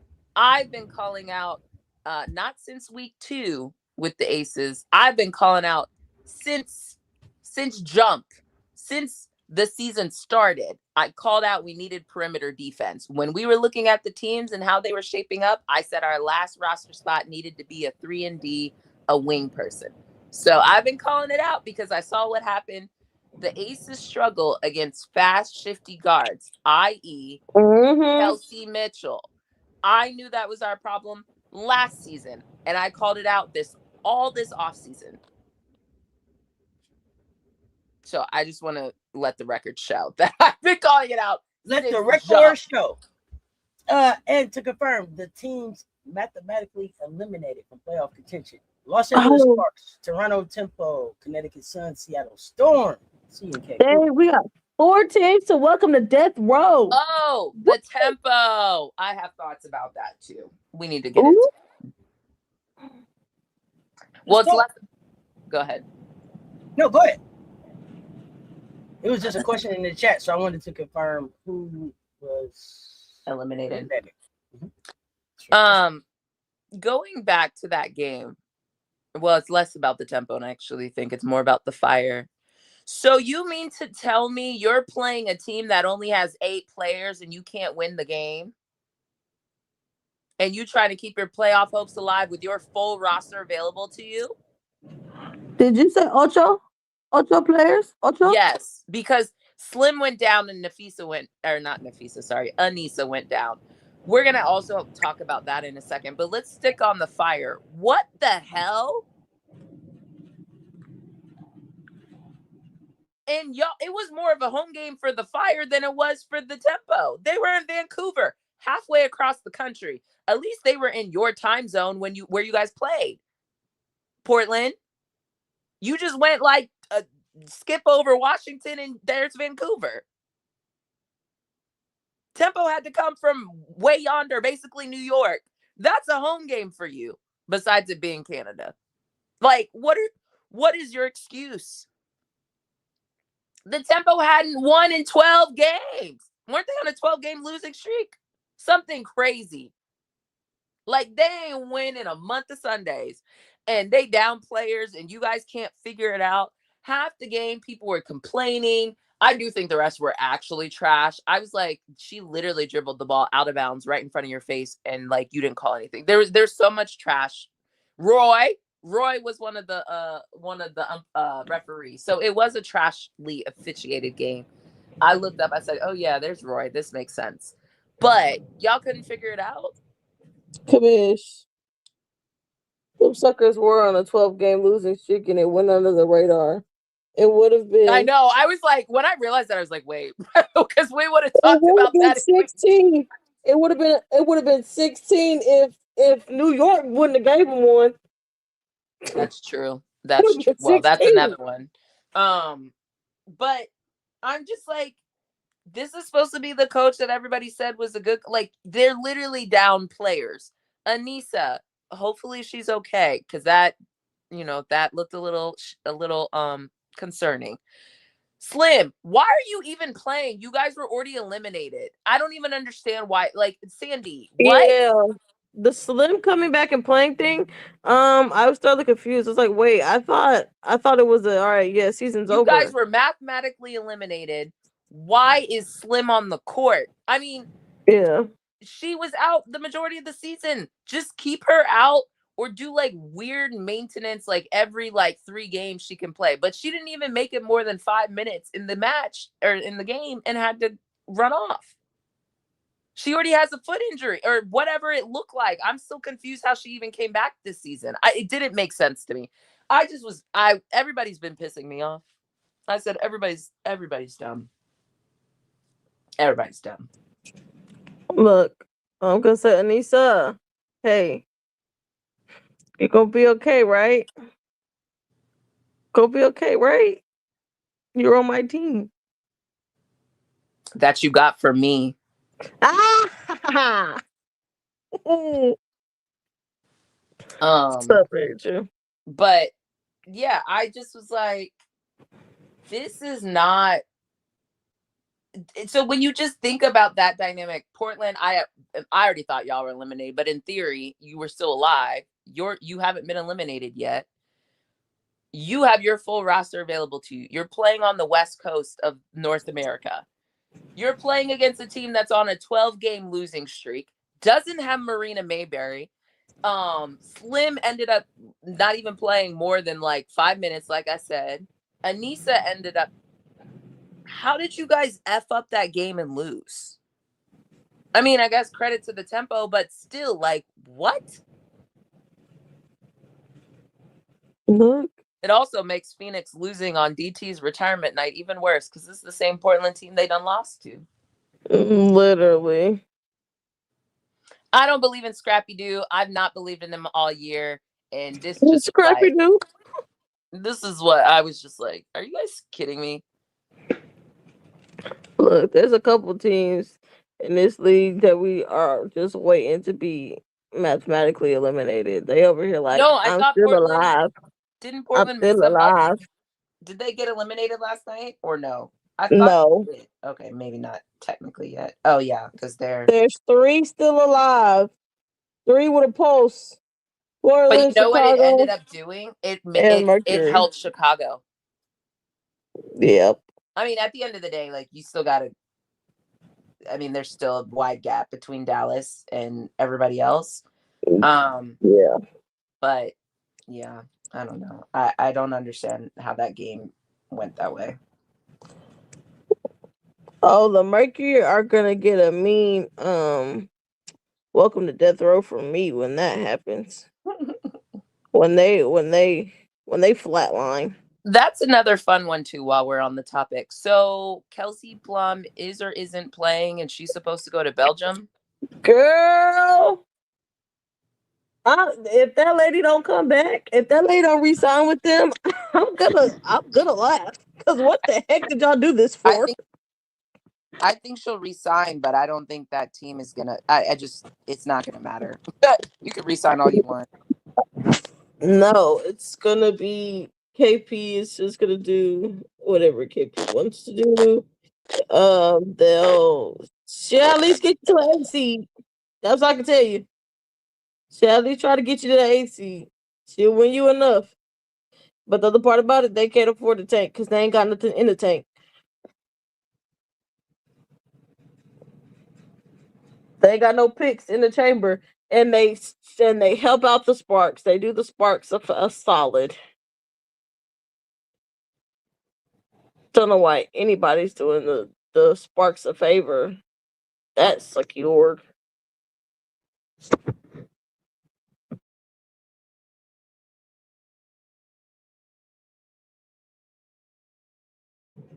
Kelsey Plum to the Valks in the off season? Oh no. Oh no.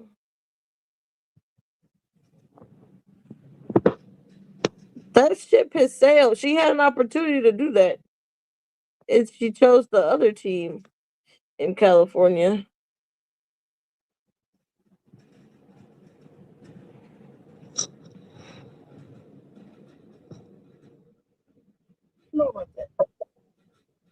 Yeah, I don't know, Brittany. She could still go. It's just the Valks who didn't want to give up pieces to have Kelsey Plum come in. So I don't think it changed it. She could still go, but I don't know necessarily how I like it. From the offensive standpoint, it'll do them a favor. Hey, here's a boost. Here's another boost for y'all offensively. But are you trading offense for defense? Because the other part that I'm going to ask is, what is that contract going to look like? But you also going to be trading other people's offense. I was going to say shots that they getting when Kelsey, the offense, Plum coming that thing.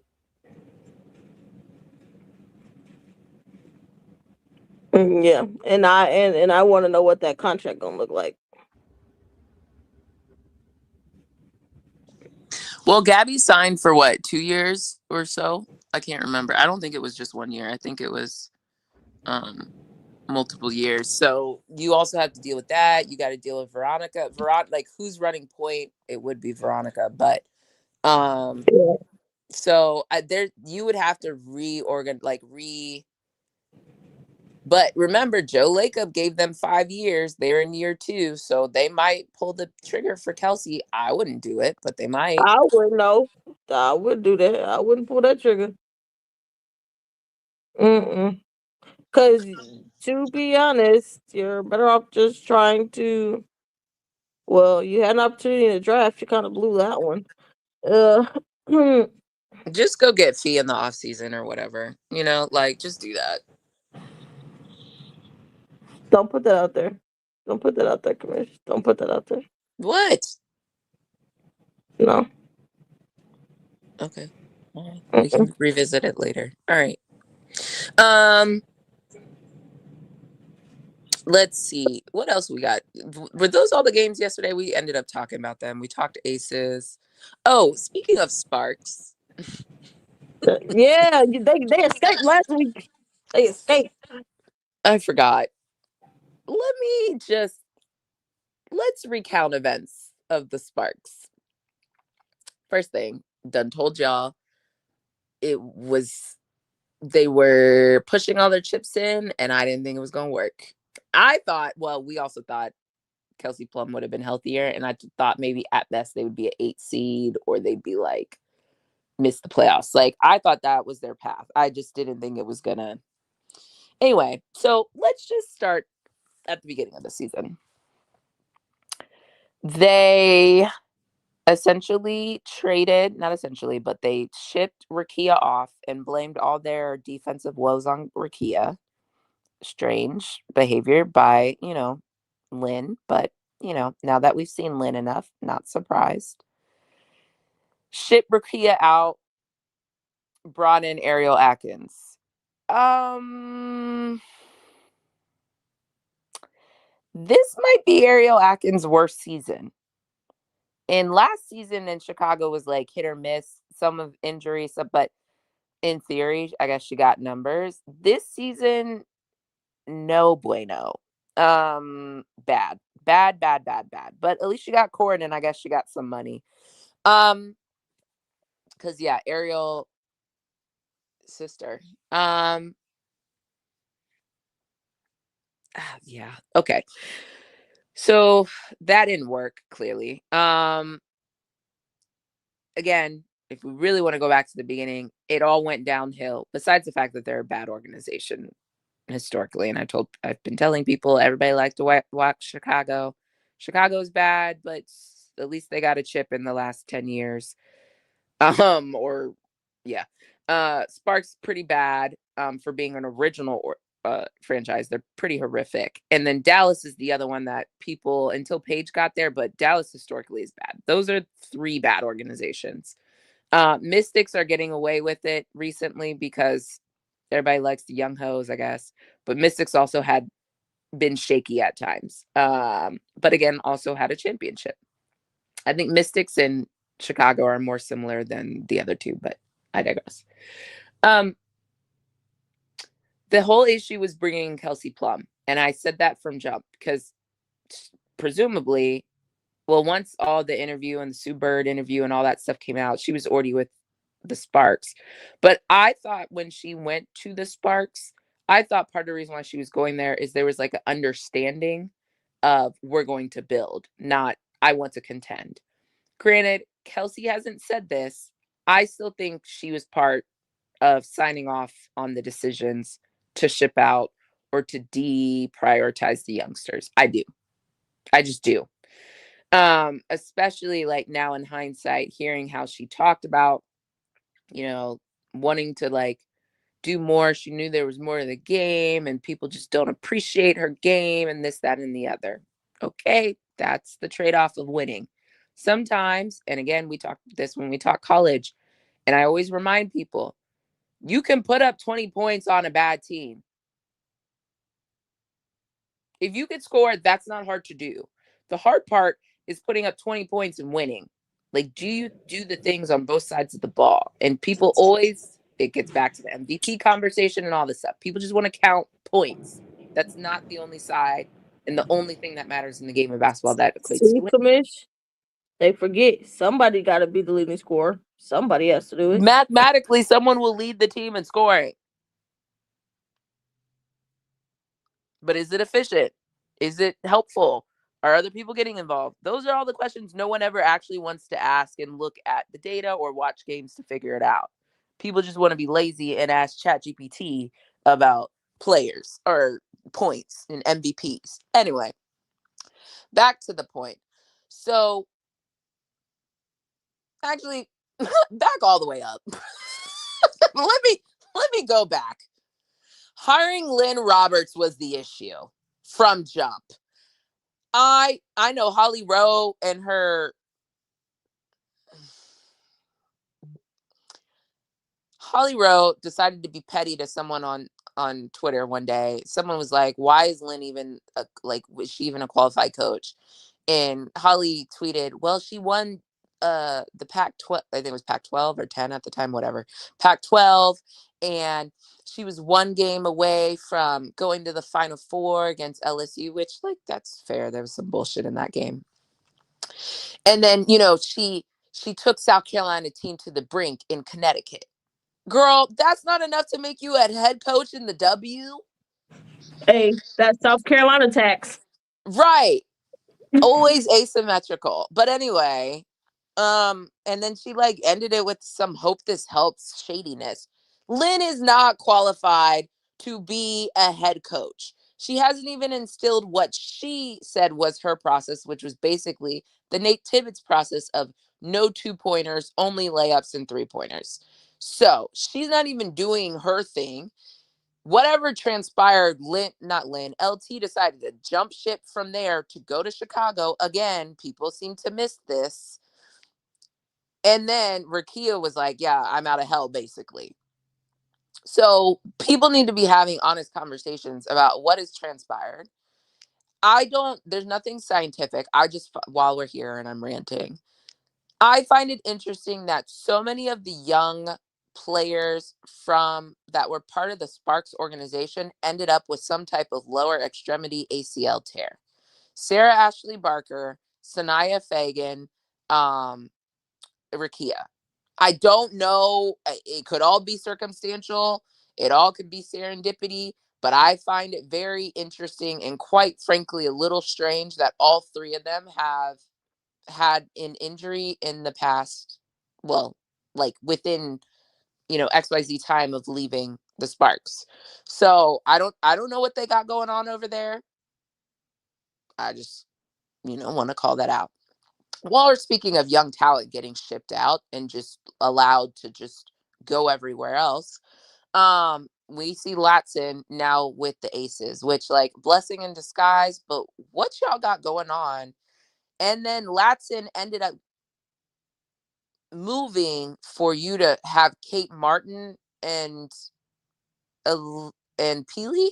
Peely, I think, is a scratch my back, scratch yours. That's her player from college. Still think it's messed up and like coaching nepotism, but okay, fine. Ain't no scratch my back, I'll scratch yours, because bitch, you ain't scratch my back. We're not winning no games. So no. But part of the reason why Lynn has this job is because of Peely. And Neepkins, ironically. Right? Oh, yeah. And Peely got waived by the Lynx. She, and I guess maybe she also was nursing an injury. But my point is, I don't know what the Sparks got going on, but it's a mess. And then you actually add in all the weird thing that's happening with all these sales with the NBA, which I don't know if we're going to get to today, but we could put a pin in that for another conversation. But just want to establish that is weird and that's really nefarious. Another reason why all these W teams shouldn't be attached to MNBA teams, but again, called this out a long time ago and said this was a problem. But there's something else that transpired with the Sparks that I also wanted to call out. Ooh, what was it? Anyway, you get the point. Kate Martin. So Latson leaves, and it's not even like Kate Martin was playing. She wasn't playing. So was Kate Martin there because Kelsey wanted? Like, that's what I'm saying. Like, I'm not absolving Kelsey 100% of everything. I will give you that maybe Kelsey didn't tell them to do all this stupidity and make certain calls.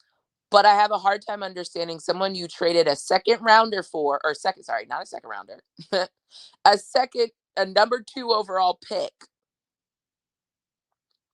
You wouldn't consult them with some of the decisions you're making. I'm to believe that. I know I wasn't born today, but I wasn't born yesterday neither. So that doesn't make sense. They're so inept. Then NECA over here retiring. What is happening? What was the plan? And NECA so much basically she retweeted the timing of that was nuts. Well, let's get back to the timing in a second, but let me add this part. You know that one where Magic Johnson basically went after he was part of the Lakers and was like, basically, I'm leaving. You know that press conference he had where he was like, we were talking about next year, and he's like shaking his head and he was like, I won't be here. That's the clip NECA retweeted. So NECA knew she was gonna retire, or at least was considering it heavily for this season. So you just made all these trades to just F your future, F them picks, F them kids, F the youth. To what? So when people tell me Chicago Sky is a bad organization, the Sparks are worse, in my personal opinion. It's just in LA, so everybody thinks it's sexier. But the Sparks are worse. The coach you hired should have never been the coach. You got rid of Rakia, stupid. Who knows if they tried to... I've heard Cam may have been on the block. I don't know if they got what they wanted for Cam. You re-up Hamby. NECA came. You did away with all your youth development. I don't even think development was happening, but your youth, who you should have been investing in. The only person who had a good year out of all of this is Ray Burrell, and I think it's just because they ain't got no... Somebody had to. Right. Somebody got to get... Somebody got to be the leading scorer. Right. Somebody got to do it. Somebody got to do it. That's it. That's it. And that's It's a not taking mess. nothing from Ray, because I think Burrell been hooping for real. Like, I think she's been She showing up has and trying been, to do but the thing, but I don't know that they're trying to do the thing with her. Shout out KKS for gifting the 10 Cess Talk Sports memberships. If you got a membership, hey, shout out to KKS in the chat. Give them a thank you, please. Go ahead. I'm sorry. No. You were going to make a point, but back to the Ray thing. Again, this is back to my point. Yes, I don't want to take away from Ray, but is it winning? No, not winning, but you got some good take for somebody else to go win someplace I know, else. I hope but somebody come get you, kid. My question always about Ray is, and I called her the Tasmanian devil. I would say affectionately, but I don't think it was that affectionate. But I don't know about her IQ from a winning standpoint. We'll see next year. We'll see what happens, and maybe there is development happening that I'm just not seeing in real time, and it's being clouded by the tomfoolery of the Sparks. But I'm not willing all the way to go there yet. We'll see what next year brings. I hope she continues to work on her basketball IQ and decision making. That I will say. I'm not ready to go all the way for Ray and be like, oh yeah, Ray, look, she made it. Like, I'm not there. But she is playing hard. I will give you that. I do think since Kelsey Plum has been out, I can say Ray seems to be the one really pushing pace, attacking the rim, trying to do the things. I agree with that. That's the best. That's the most I can give. I love the maturity. I love the growth. There is growth. I love the growth. But I will say, hey girl, leave them before they leave you. Hey, there you go. There you go. I don't disagree. There you go, girl. Go get your money. Don't wait for that they're tap not on gonna the pay shoulder. you. Don't wait for that tap on the shoulder, homie. Literally. Don't let them tap you on your shoulder. Don't do them no favors either. No. They don't get no favors. Yep. So if you're gonna stay there, get all your money. If you're gonna leave, do what you gotta do. I'm sorry. I was trying to do this earlier and StreamYard was not cooperating. So let me do this now for the memberships that we're giving. Thank you so much.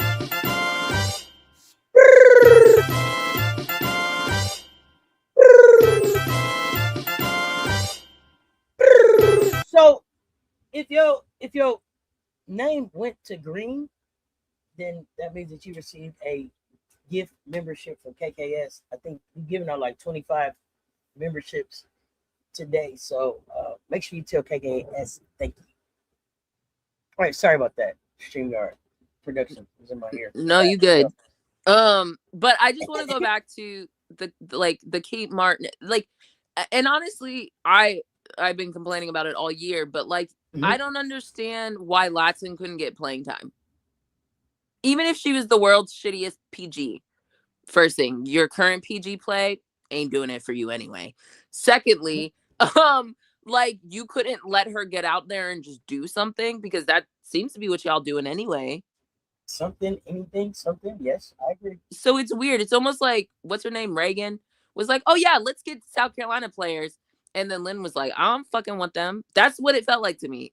That's what I'm now seeing in hindsight, because I understand getting time, development. I don't expect everybody to play. I really don't. That's just my disposition. But looking at what has transpired since then, now you can look back at everything and be like, the fuck were you guys on, Lynn? I've been cussing Lynn out for a while now, but that's one. And then the second part of it, then you got Lynn here telling beat reporters, yeah, ownership basically said I need to play more bench players. What the hell? What in the hell? It's such a mess. For her. Say that again, Auntie. Ray Burrell's a free agent. We wouldn't have to give up anything in Las Vegas to sign her. That is correct. Sign her. You don't think we can afford Ray? Why not? We don't got Kennedy Carter money? Where we at? What we spent up? Kennedy Carter was a vet minimum, remember? What do Ray deserve? Do you want to win or you want to win? Do you guys want me to get back on my soapbox again about why that Jewel Lloyd contract was stupid? Or we know that dead horse. We know that. You guys understand. Per my email. There's no way that I would let go of Chelsea Gray for Ray Burrell. There's no way. There's no fucking way that you would let go of Chelsea Gray for Ray Burrell. There's no way that you would let go of any of the people that I know with last name Gray in this WNBA for Ray Burrell. Not Chelsea Gray, not Alicia Gray. Is there any other Grays? There is. So you might want to adjust that statement. Well, at least those two. Chance those Gray? are the only two. Yeah, there's Chance Gray with Let me see. Sparks. Chance. Chance is a little bit younger. I might take my chance with that shooter. I'm just saying, there's no way that I would give up Chelsea Gray or Alicia Gray for Ray Burrell. Not at all. Not ever. Ray is on vet minimum this year. Is she? No. She had a reserve contract. I think she's a little bit higher. I think that's a little bit higher than vet minimum.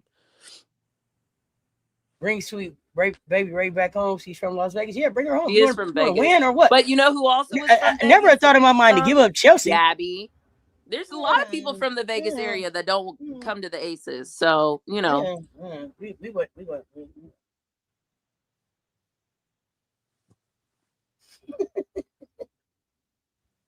Yeah, I don't want Gabby in Vegas. I would have taken Gabby in Vegas. I don't need her to be the top scorer. I just need her to defend and rebound. Literally. Shit, I'd take it. I'd take it. Look, I'd take her and a couple more players. We got some spots open. We would have more money to offer. We need to create spots. Yeah, we could create some more spots. I just know that she wouldn't be my first choice. There's some money on the table, but it's a tough one to move. That's a tough contract to move. You have to swindle somebody. You got to swindle somebody to get that Jewel contract off your books. Fleece. Oh, wow. Monique Akoa Makani makes more money than Ray Burrell. Huh. What? Oh. Is that because... Maybe because Monique was a rookie more recent. Like, technically her rookie year was last year. So she's at a higher pay scale than Ray, I guess. I don't know, but that surprised me. Okay. And actually, guess what? Ray gonna be back at Sparks next year. I can tell you that. Is she restricted? She's restricted. She was reserved this year. She's restricted next year. Shoot. Yeah, girl. We'll see you back over there. And they gonna have the money to sign you over there. Poor Ray. Poor child. At least Cam will be there with you until they decide to trade her. But yeah, tough it out for a year. There will be new staff members. So yeah, and NECA will be gone. So yeah, maybe. Yeah. Shout out to NECA. I knew it was something about you going over there. Nah, but for real. NECA retiring is kind of crazy because it seems like NECA still has so much more to give. But NECA is signed to play Project B, right? It ain't like NECA quit basketball. She quit the WNBA. Yeah. Like that. There's a difference. She's going for the $2 million. She's going where they paying $2 million at. Yeah. So that's a plus. We'll still be able to see her play. We just want to see her play in the W anymore. But I'm just confused by that. Is no one else confused? You guys all just took that and were like, yeah, that makes sense. No, I'm just asking because that confused the hell out of me. It makes sense just for the bag. Oh, for the bag, because of the fact that NECA knows that she ain't going no place where she finna get no chip. Well, NECA had the opportunity to go to a place that she could get a chip. She decided to go to LA. Because it was about the legacy. Correct. So, and NECA already has a tip, right? So and you finish the legacy. And what am I putting up with this shit for anyway? I can go get $2 million, play less. What am I doing? She said I can hang out in Malibu and and I can still pop in to some games if I want to. But for what? I'm just really surprised she made the timing. Really, the timing of it fucked me up.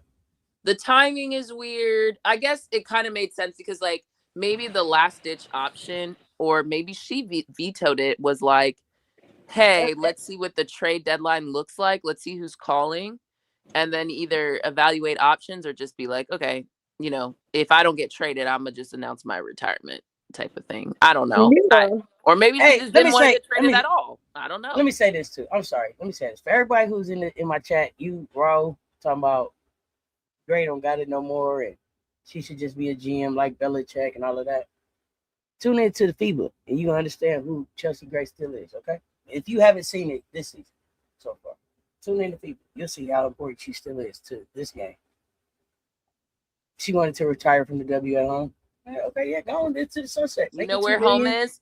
I hear they're going to Houston next year. You didn't want to do that? Okay, whatever. Maybe it's the ownership that's there. I don't know. I just think it's weird that you're gonna. Okay, so let me go back to where there's a lot of weirdness. So I already articulated some of it. Then there's I understand the bag, but then what's the point for Project B besides technically, I guess we signed a contract, but like, why the hell would I want you if you're not going to be playing after this? Who said that she not going to play? That's my point. Like, she didn't say she was retiring for basketball. She retired from the dub. Okay, so why is she retiring from the dub? What? Because I just told you, there's no place she's going where she's finna win a championship. And why keep putting up with this bullshit? How many games does she got to play to make the $2 million that she's finna make from Project B? And then she got the rest of the year to do whatever the fuck she wants to do. For what? For what? Okay. All right. She's basically the old motherfucker at the club right now. They went at the club. Yeah, they went all in to win this year. They didn't win. They got to strip that out. She don't want to be a part of no rebuild. Where's she going? She couldn't go to. That's what I'm. Okay, fine. I think there's somewhere else you. The Houston thing. You keep talking about go to Houston, but you are also the one that told me that the Houston ownership was a question mark. So why do I want sure to did. continue to be? I sure why did. would why? So why am I? I don't have to continue to be a part of this headache. Okay, let me ask Project you a question. B. Go ahead. Do you think NECA should or will or is interested in being commissioner for the W? So initially, I always said that I thought that NECA was on her way to be the commissioner, and then the Seattle locker room fell apart, and then the LA locker room fell apart, and now I was like, shit, NECA, I don't know if you should be anybody's commissioner. I don't know if you got this, but then the negotiation happened, and everybody was like, as it got done, y'all know what? Everybody voted for NECA to be the president again, and I think part of the reason is because no one actually wants to do it. But yeah, keep going. Okay, because that's what confused me too. And that's what I was wondering. Like, is it because she's really good and y'all just don't see, you all being able to be successful without her as the president, or it's like, yeah, NECA, go ahead, you got it. I don't want to do that shit anyway. I got shit to do on Saturday and night times, and I ain't got time for that. So maybe that's it. Okay, but I thought that I did think I did have NECA on track to be GM. And then after the two locker rooms, I was like, "Oh, NECA, I'm not GM really sure." GM or commissioner. I'm sorry, commissioner. Okay, no, I was just. I mean, they're different. Yeah, no, correct me. Words fucking matter. Commissioner. I had her on pace to be the next commissioner. Okay, Brittany. Well, me and Commish had a conversation about this. I was like, I think NECA would be one that I think would be able to appease the owners and the players because she knows how to play ball. She knows how the game goes. But will she want to do that? I don't know. I low-key now that I'm thinking about it, I think good sister's about done. Is that the best thing for the players, that she's willing to appease the owners and everybody? Exactly. So this is why I want to bring this conversation back. Let's go. Because Auntie, if you had said, I'm glad you said before, because I remember. I ain't got CRS. I do remember that you thought she was going to be commissioner. So you got lucky now that you changed your stance. Because if you didn't with what you just said, I was about to get on you. No, I'm here. I tell the truth. You do. That's why I ask questions to understand where you're coming from. So that I was going to get on you about it if you had said, yeah, she's going to be commissioner. Because I would have been like, how can she be commissioner if she's trying to get away from the dub? But yeah, as Brittany let everybody in on, Brittany and I were having a conversation about NECA and commissioner. I don't see her as commissioner. The problem is it's a really tough position because you're nestled under the WNBA, and that is different than any other major league. Can you make this clear? Sorry? Can you make this clear? And the commissioner is not in a position, really, it doesn't seem like, with the way that this is set up, to move the WNBA from out of the NBA's control. You would have to try to do some undercover hostile takeover. Right? Okay, but, so that's not hostile takeover. It's not something that the commissioner is likely to be able to do. You're not likely to do. And okay, so let me elaborate. Let me elaborate why there's two reasons for that. One, everybody reports up through Adam on the league office side, right? So if everybody reports up through Adam,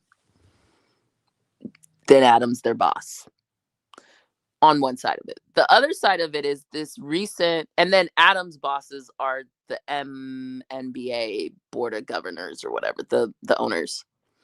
So you have this like really convoluted hierarchy, if you will, that already complicates that. Then you have the WNBA nestled underneath the WNBA. So that is part of why this recent or the most recent funding that they did, an infusion back into the W, messed a lot of shit up. It made it even worse. Two ways they made it worse. One, the funding and the investment and the money they raised. It also allowed WNBA to double dip in a sense. And then with all these expansion teams having WNBA ties, now they're just like, basically when the W first started, right? It was under Stern's era. And they were, all the W teams were the sisters, quote unquote, of the WNBA team. That's how they started. That's the same situation that got them in the shithole that they were in, which was the underinvestment of the WNBA, right? And there's been lots of conversations. You, Political Lil, have touched on it too, but all intents and purposes, there's a subset of people who believe, and I think there's enough reason to believe, that the WNBA was using the WNBA as basically tax shields by, and Dawn has also not just alluded to this, basically said that there were certain powers that didn't want the W to succeed. And I think there was some funny math that was happening to obfuscate the value of the W, and then telling them nobody watches you, no one this, no one that. So it stopped the W players for asking for more, which is why the most recent negotiation, which I still have my own issues with, came to be, right? Is what's been happening is the WNBA has had this like overarching tentacles on top of the W. The W, if they were going to spin out, they should have spun out probably right before Kathy came, or Kathy's, first few years in the W, before the capital raise happened, before all this expansion happened, because now they've just gotten swallowed back up into the WNBA bubble. Because before they could have spun out, but now the finances of it don't allow you to. And at the end of the day, the people who vote on these decisions and approve these decisions are the owners. And at this point, these owners also happen to be WNBA owners. So why would I let you spin out? It's a 360 deal. They stuck in a 360 deal and they just made the 360 deal worse. You actually put out 4 albums and you only need to put out 6, and then you just re-up in a 360 deal. The hell? That's what they did. Not you counting the albums. Let's go. Seriously. That's what they just did. That's what they did. And that's why I was calling out with all the expansion teams and it constantly going back to the WNBA was a problem. Because that's what got them in the situation in the first place. The way that the bullshit that happened with Connecticut Sun and them hostilely takeovering that one and letting all the bullshit transpire. I'm still not over that. Adam send them all the way to Houston. Crazy. To go to Houston to that Furtada guy. Yeah, it's a mess. So the same Connecticut that helped save the W when nobody wanted it, quote unquote, right? And brought a team to Connecticut and revived people's careers, created an opportunity, basically became the UConn professional spot, right? They paid them dust, said, F you, we're taking the shit, put the fries in the bag type of ish, right? And it's bullshit what they did to that organization and to the reservation. So, or to the tribe specifically. So that's some BS. Then you see what's happening on the MNBA side with the Laker BS that's happening as well too. And you have to look at this and be like, the way the NBA is moving is also a problem, and it's going to be a problem for the W because they're seeped within that. So again, I have a hard time even saying if it's Kathy, whoever the next person is going to be at the behest, the approval, the directive, whatever word you want to use of Adam. So I don't see this getting better regardless of who comes next, because at the end of the day, Adam's bosses and the people who approve his salary and the people who approve his employment contract are the MNBA owners. So if you do the whole trickle down, what Debbie like to say, that Clarkonomics bullshit, this trickle down shit is not looking good. I wouldn't even want to be commissioner, honestly, of the W, especially if I'm NECA, who knows the bullshit that's happening. Yes, I can quote unquote play ball, but that's not you're gonna, at the end of the day, the things that are going to keep that person employed in that job is making sure that the owners are happy with them and Adam is happy with them. One and the same. Did that answer that, Auntie? Anything else I need to elaborate on? No, I think we're good. So long and short of it, I don't see the W spinning out anytime soon, because now they're going to milk that cow for all it's worth until it turns into beef jerky.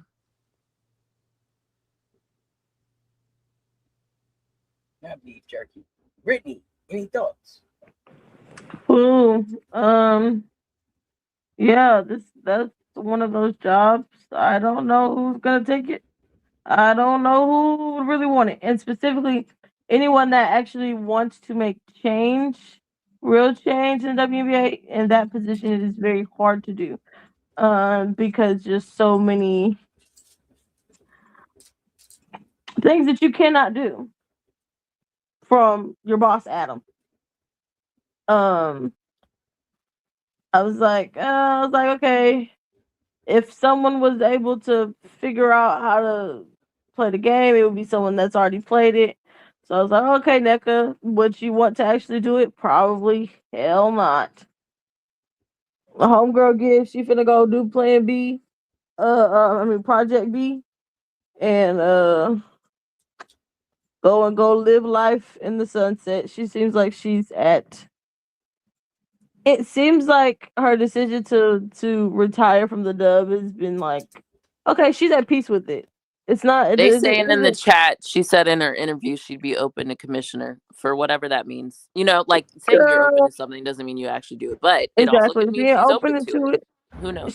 She's probably open to it if it's like, okay, what are your options? And your options, if his option is going to put someone that is going to cause them harm, and particularly the players harm, then she'll probably, it's probably one of those.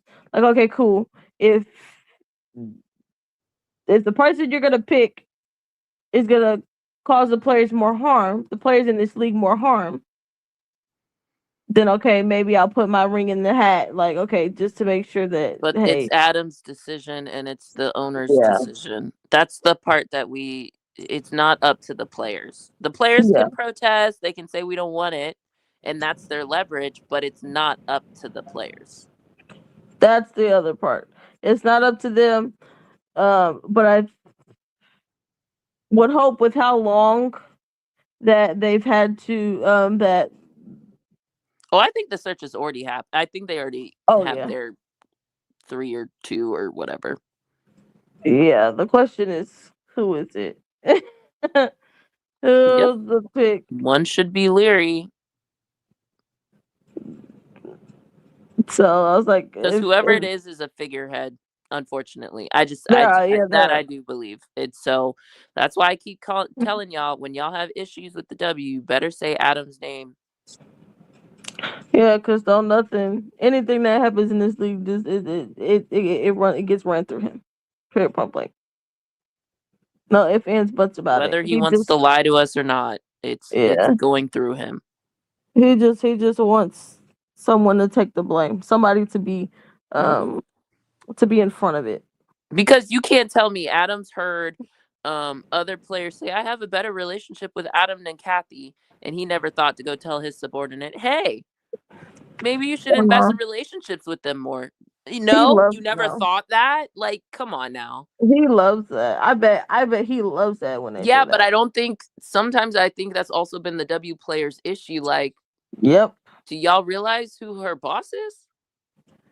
Y'all do know this is the same Adam who tried to get Kathy and a group of other people before Josai bought,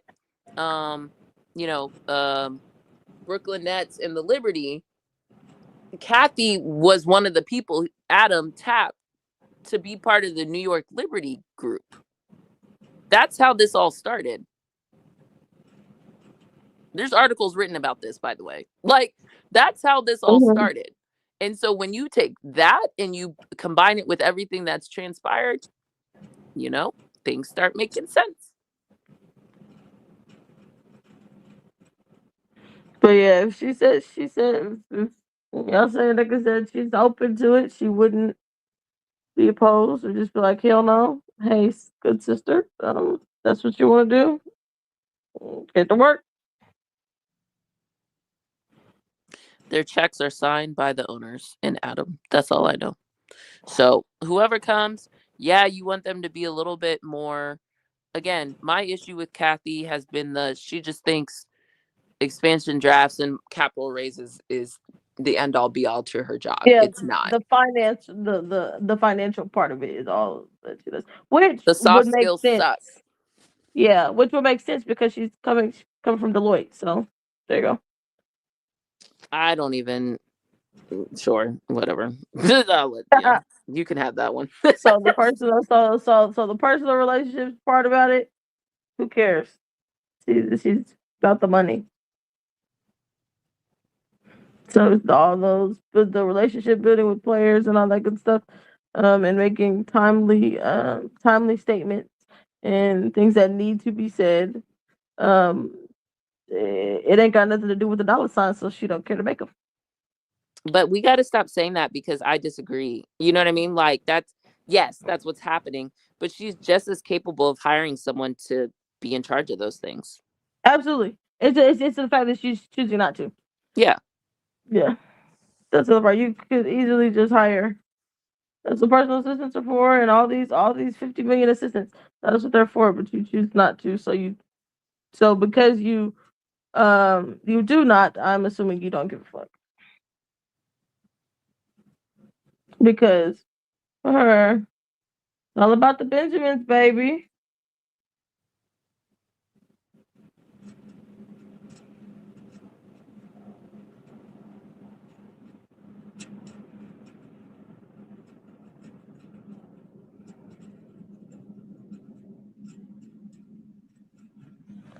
So, speaking of the Benjamins, stay right here for a minute since we're talking in NBA.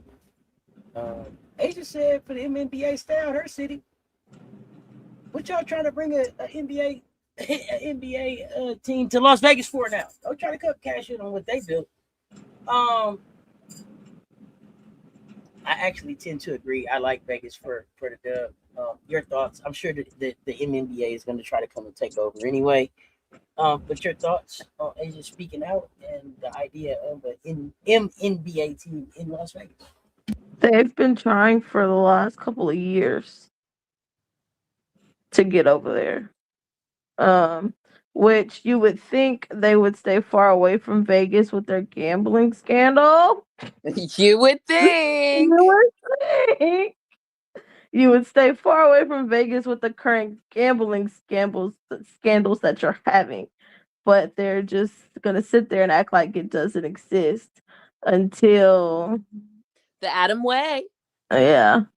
Until they can't ignore it anymore when all the information comes out from the cases, because it's still growing.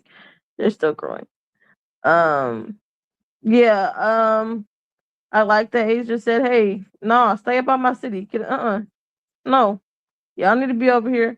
Because the thing about it is, they're gonna go over there, and the NBA is going to probably try to talk Mark into a deal to some way, somehow get that team up underneath whatever expansion team that they put in Vegas. And the part about it is, would it be if you're going to bring an NBA team to Vegas, you're gonna try to force Mark to come up off of it, and or are you gonna give it to Mark?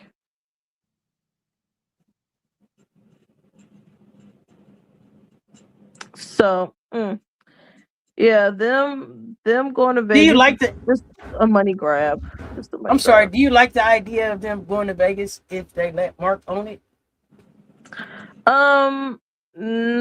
If they let him own it, I would say at least from the perspective strictly of, okay, this is the owner that's going to invest in the team. Okay, great. But then it's still going to be a no for me, because you're going to force that NBA team to take on the dub team. You're going to force them to be combined. I don't like it. They don't need to be any more ingrained into the NBA than what they already are. So that's why it would be a no for me. Because no. If Mark owns them, that's a men's team, right? Yeah. They're not gonna be good. His men's team exactly. Don't matter. Yeah. And then the other part, the other question is he actually even interested in a men's team in Vegas to own one? Because now, I have no idea. I was just wondering if, like, because he's such a player's owner, if it looks better if it's him, trying to do it. But I think there's a lot of people who want to get a foothold into Vegas. I don't think it's a matter of like Mark or not. Yeah. I think it's, Jerry. I'm sure Jerry Jones, like he was instrumental in getting them back to Vegas, right, in the NFL. So there's other people, and now there's private equity left, right, up, down, around. And I also think that's ruining sport, by the way. But we can get into that conversation at another time. Sports betting is not so frowned upon, so everybody. Oh no, I'm not talking about sports betting. I'm talking about. I'm saying. Oh, okay. I'm saying in addition that you had said talk about that later, so I just got it. Yeah, so I think that also, even though it's something like Brittany pointed out, like it's the wrong place. Y'all should be going with all the trouble y'all having with the gambling, but okay, here y'all come.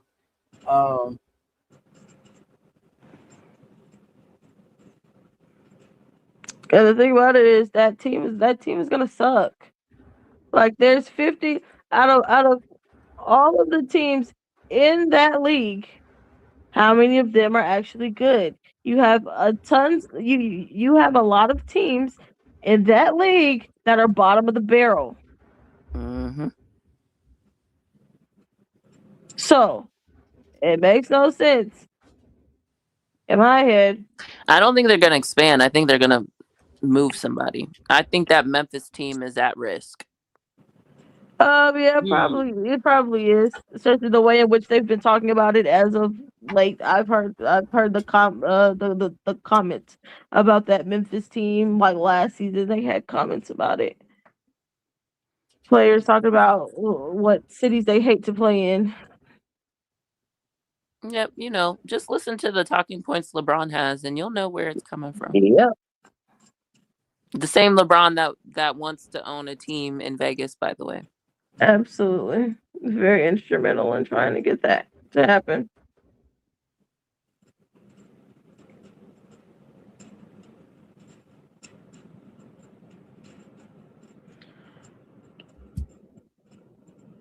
I mean, I don't know. We shall see. I hope I'm sure that they're coming, but I hope it's more later than now. If that makes sense. Like, take your time. I don't know how much later because they've been talking about it for a couple of years. Of Las Vegas has also been having some challenges too. Especially with tourism in Vegas, the economy. So it's not that it's like total like bust, but there's been a couple reports and articles out there about some challenges that the city and the local municipalities also been having. Anything else we got on that? Not on the ownership, money, movement, all that. No, I don't have anything. No. I don't have anything else. Oh man. Hey, somebody get this person right here. Somebody please. Is this a Wii U? I don't know. Yeah. I don't know who. I don't know which. I ain't even finna entertain it. I don't even know which wrench wants the honors. But man, get this troll up on my chat. Get this troll up on my chat. We weren't even having this type of conversation. This is how you know people want attention. This ain't even what we're talking about. Not at all.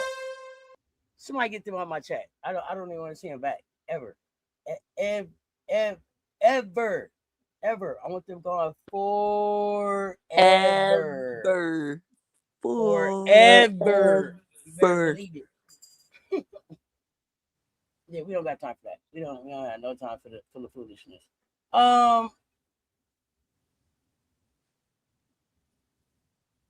So, Commish, we've had this conversation. I want to come back to it because now the season is winding down. Please, again, who can really tank for JuJu?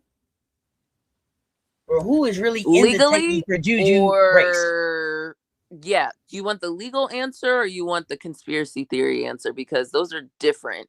I just want to make sure. Okay, let's go legal, and then if we have to get into conspiracy theory, we can. But let's go legal. Okay, so making this assumption that everything's above board, we're not rigging lotto balls and all that other ish, then the tanking right now is so Washington can they have their pick, which they're slotted to be a playoff team, so that's not really lottery. And then let me take a big step back. Anybody could technically trade with whoever gets the number one pick by creating an asset package for them. So whether it's a first round pick they have, players they have, or whatever. So I'm going to ignore that for now because technically anybody could trade with whoever gets the first pick and switch. Sure. Okay. Sure. Now, specifically, who's likely to land lottery balls that will get them JuJu or give them better odds? In no particular order, I'm just going through people. It's probably Connecticut, Storm. Houston. No, it will forever be Connecticut. They can have their ass in Houston and be throwing out their Longhorns, and I'm gonna still call them Connecticut. Just like Twitter's Twitter. it's rebellion. I ain't calling y'all your. I ain't calling y'all your. Mama name him Clay. Mama name him Clay. I'm gonna call him Clay. Let's go. So, Connecticut, Storm, the Seattle Storm, because they still own their pick, and they're right now the worst team in the league. But you have to remember that they're going to average last season and this season. So, but again, the odds will be there. But Connecticut will probably have the highest odds. The Mystics have their pick, which again, I don't think they'll be in the lottery because they're a playoff team, and in theory they were close last year and they just decided to tank or ship away Slim and all that stuff. Mm-hmm. But they have Chicago's pick, and I just don't think mathematically Chicago will be in the playoffs. But they're incentivized to continue winning, not only for morale, but like they don't own their pick, so might as well. Dallas will probably be the 8th seed. So again, I don't think they'll be in the lottery. But they were pretty bad last year, right? So their odds could get them pretty good. And then who am I forgetting? Oh, Mercury. So Mercury for this season will they just gave their number 1 pick to the Sparks, right? So, okay. But I think the question becomes, with them making the finals last year, and even if they don't make the playoffs this year, how low will they actually be? How low will they go? Yeah. And then Sparks, I didn't think they had a number. Hold on, let me double check. I didn't think they had a number 1. Well, they just got it from Phoenix, but I don't know if they own their own or if they traded that away.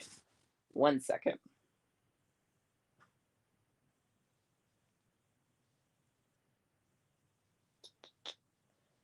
Let me double check.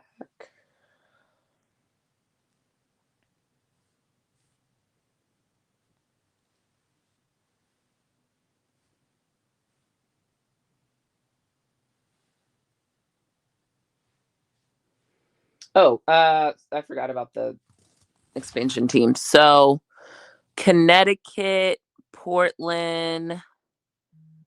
I mean, what did I just say? I didn't mean Portland. I meant Toronto. Connecticut, Toronto are the best odds. And then LA does own their pick this year. Okay, so that helps them.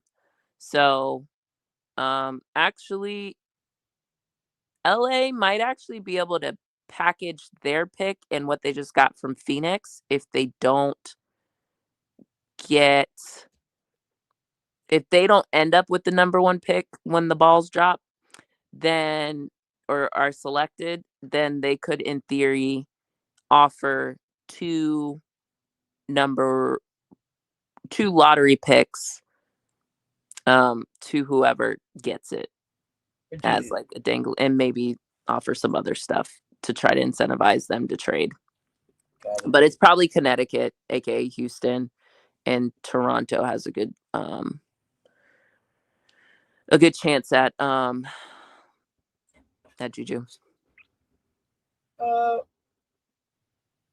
Brittany, out of the teams that she said, is there one that you think is better for JuJu? Wait, can you say that one more time? Yeah, do you just want the lottery teams? Yeah. Yeah, out of the teams that she said.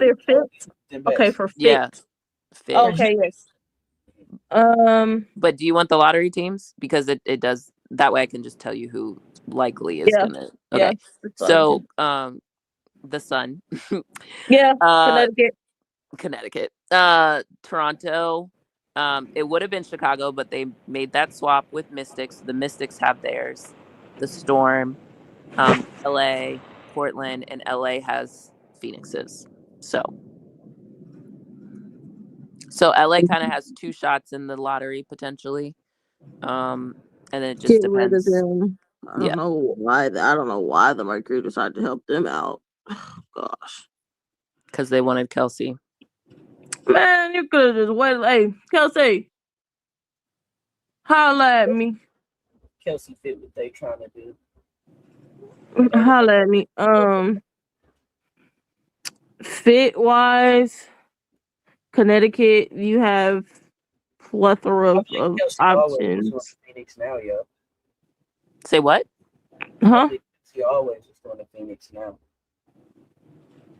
Are you being sarcastic? I can't tell. No. All right. I believe that she said that she was going to come to LA. She said that she would give him 2 years and then she would think about it. think Kelsey was always going to go to LA. Got it. I mean, Okay. was always going to go to. Phoenix. I think she was always going to end up out of here. Okay. I just think it was a long way around. She needed to go wait somewhere. But I don't believe that there's any way in hell that Phoenix is really going to make AT the face of what they're trying to do, and where it looks like they're trying to go. It looks like Kelsey fits.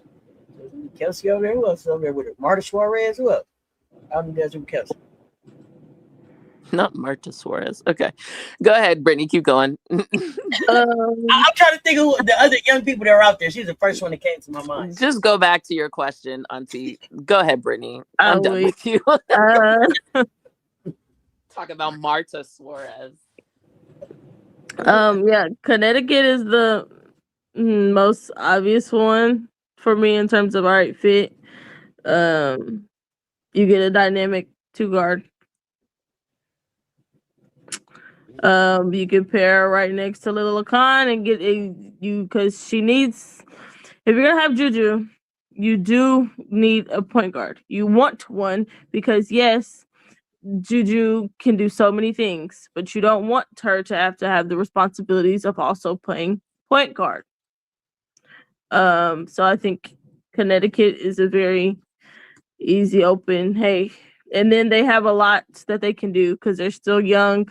I think they're figuring out they made their decision when it comes to what they're doing with their post play. So yeah, some dynamic guard play is what's next for them, and particularly someone that can just go score. Just go get a bucket. Give them the ball, get out the way. They need a dynamic scorer over there to kind of make life a bit easier. And then just her size. The size is a plus. Big guard. Yeah. Connecticut is the easiest. Yeah, and then they'll be in Houston. So. And I'm going to be honest. I don't think I think whoever gets the number 1 pick, I don't think they're trading it. Again, we're operating in the non-nefarious, non-conspiracy theory world right now. I wouldn't trade it. There's all the teams I just listed. Even if you have someone you like at that position, you would, 1, your team's not that good. 2, you would just build around JuJu. Like JuJu would become your, like Kiki came in to the Mystics and, they moved on from who was there before. It's like that, like it just doesn't matter. Whoever gets the number 1 pick and JuJu's available in the draft, I think you take her. Absolutely. I got a question for y'all. I got a question now that y'all talking. Now you better make sure you get the right coach and the GM around them. But yes, in theory, I think whoever really gets the number 1 pick, Connecticut, because the point guard is already there. How long is it gonna take JuJu to win if these teams we sending her to? Oh gosh, a minute. It's gonna take a minute because I'm still building. It's not like. If you were to ask me which team I would expect faster success, well, now the problem is we assume all these coaches are going to stay there. The Mystics. Okay. Yeah. That team is already kind of built up in a way that's helpful, so. I would agree with that. I also think that she could be helpful in Seattle. I agree too, but I don't remember we done talked about Seattle I don't think and its philosophy and identity. I don't think she gets there and all of that though, so. Anything else on JuJu? And take it for JuJu. Oh, was that the segment? No, I don't have anything else. It's just those are the answers. That's what it's looking like. And the league better not reward LA. Yeah. Nope. We're sticking with the number 1 pick energy. And I have another question for you. Oh shoot! If you had it to do over again, do you take AZ Flood 1 this year? Recall, I never took her 1 in the first place. Yeah. Now, neither one of us took her 1 in the first place. Now, I still had Lauren Betts, and I don't totally shy away from that. Olivia's doing better than I thought. So now I could say Olivia could have been the number 1 pick. It still would have been interesting to see Olivia with Paige. I think it still could work. In theory, if you were Dallas, I still think because what's the Dallas Wings issue? Everybody, what's the Wings issue class right now? Defense. Defense and point guard. Yeah, oh, you put it on point guard? I was gonna say they're post. Yeah, they're post on. I won't say that it's an issue. I never wanted Paige. I always wanted Paige off the ball. Yeah. Okay. So remember, I was the one that was like, yo, y'all should have kept Ty Harris. I don't know what y'all was thinking. You should have kept. Ty I think they played on Ty when they saw Odyssey Sims. I actually am very convinced that that's fair. I think Ty because Ty was doing like, what do you call it?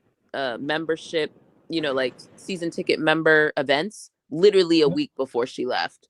Like Ty was the only one at like a high profile event for season ticket members.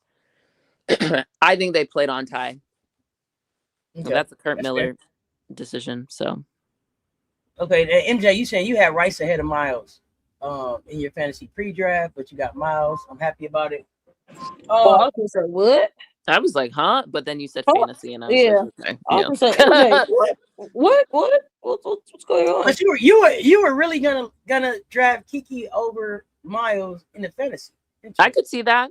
I don't disagree. Where my thought was, well, I drafted neither. I moved around from both of them, but I could see that.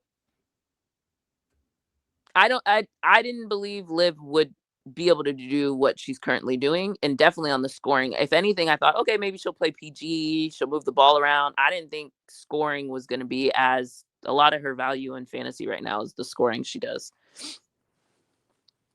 So I agree with MJ. I can't even say that wouldn't have been my thinking. I wouldn't have drafted Kiki though. Kiki not my favorite, even though ironically I have Kiki on my team right now. Yeah, I was gonna say, don't you got on your team right now? I do, and did. But yeah, I understand MJ on that one. I can't front.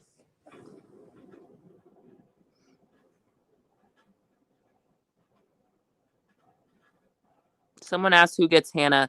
See, y'all getting a little too deep in college for me. I'm gonna have to bow out soon. I don't do college this early. Auntie and Brittany can answer if you want. That's not for me.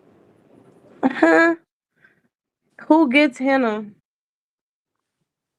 Holler at me during the season. Oh, you have to wait to see what Hannah does. Exactly. Yeah. It's too early. You literally have to wait to see what Hannah does this year. And the only reason why. And the other thing I think too. Sorry, not to cut you off. No, go ahead. I get that Hannah's a top talent. Hannah's a dog. I get it. We love her help defense and what she can do as like a free safety back there. But Hannah is small.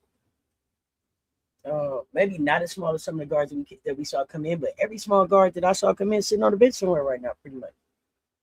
And I get that Hannah I'm not saying that Hannah doesn't have the talent. I'm just wondering, especially Hannah's kind of smaller too. Like I want Hannah to get her weight up a little bit too coming into the season. But we got to see what she does. I think these teams is looking to go bigger, faster, stronger. So I'm not sure. I'm not sure where Hannah ends up. Do y'all have Hannah coming in and starting as point guard for a team? Depending on the team. And I don't know if Hannah's gonna win Defensive Player of the Year this year. I'm not ready to say that. She's gonna win Defensive Player of the Year this year. Yeah. If you think steals are the only thing that makes that matters. Yeah, okay. I'm gonna see what Ashlyn Watkins talking about. Like, yeah, there's more to defense than steals. Yeah, I want to see what some of this rim protection out here looks like. So I'm not putting a bow on it. Will she be in the conversation? Sure, she will. I'm not just handing it to her.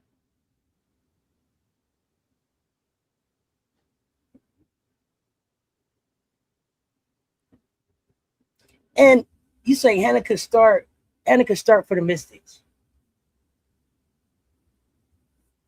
I guess the thing with me and Hannah is this, and I love me some Hannah Hidalgo, but tell me about the play setting that Hannah's done. Tell me about the teammates that she set up. Is that Hannah's game for real, or am I tripping? Yeah, I'm like over there with the Mystics. Yeah, you're setting the table. That's gonna be your job. You gotta set the table. Set the table. Is Hannah doing that? I don't know. Because that's their problem right now. They don't have a point guard to They set need the somebody. table for. They need somebody to set the table. So listen, I'm rooting for Hannah, and I'm not saying that Hannah's not going to the league, but I just don't know that Hannah's going to have the role that people are thinking about right now.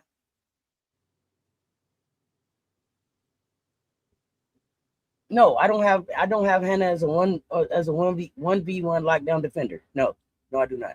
No, I do not. We've had this conversation. Hannah helps. Hannah roams. Hannah's hands are busy, but just go, Hannah. Get up on them, stop them. No, I don't have Hannah like that. But unless if your handles are weak, then yes. Yeah, but yeah, if y'all can speak to it. Go ahead. Lockdown. No. I'm only adding like she does get a lot of. If your handles are weak and you're just dribbling the ball in front of her face, she will steal it. I think weak handles people one-on-one. Yeah, she'll take the ball. But when I think lockdown defender, I think Raven Johnson. Oh, we don't disagree there. I'm just adding. No. I'm not. Oh no. I'm talking to the chat. Okay. Because the comment came to the chat, so I'm just letting the chat know. Like my standard for lockdown defender is Raven Johnson. Is Hannah Hidalgo that? No. Well, I tell you, steals are not really important. Like y'all look at stats, like just like y'all say for defense, steals and rebounds. Yeah, and that's it. Commish get on me all the time. Stats. She don't hear nothing about no stats. No, it's not hard. Here, you say it changes the game. It's hard to get 5 steals a game. Angel had 2 games in a row last year where she had 5 steals. Like, what are we talking about? Steals are great and all, because the other part about it is people sit there and look at the steals and say, "Oh, wow, they got." I'm not even gonna have no back and forth conversation about no steals being the basis of decoy. But the other part about it is the way in which you're getting the steals. Okay, yeah, they might have got 5 steals, but how many times did them coming for a steal the ball ended up getting kicked out to the person that's wide open because you're trying to come over here and blitz for the steal? Just saying. A little bit. There's a such thing as being over aggressive. Context matters. Like, come on, guys. We gotta see. Steals are great and all, but how many times did you go for the steal and not get it, and it hurts your team?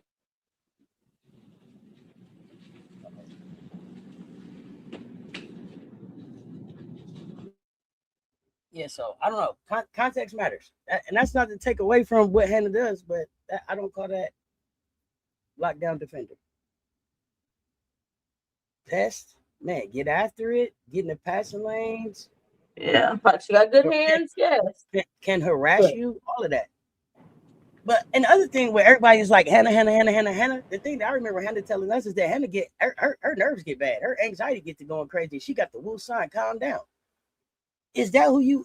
So this season she has to show me that that's in check, and she's ready to lead and set the table for these WNBA teams.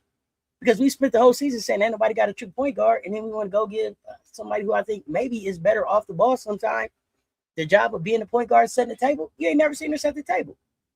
Does she know the difference between a salad fork and a regular fork? I don't know.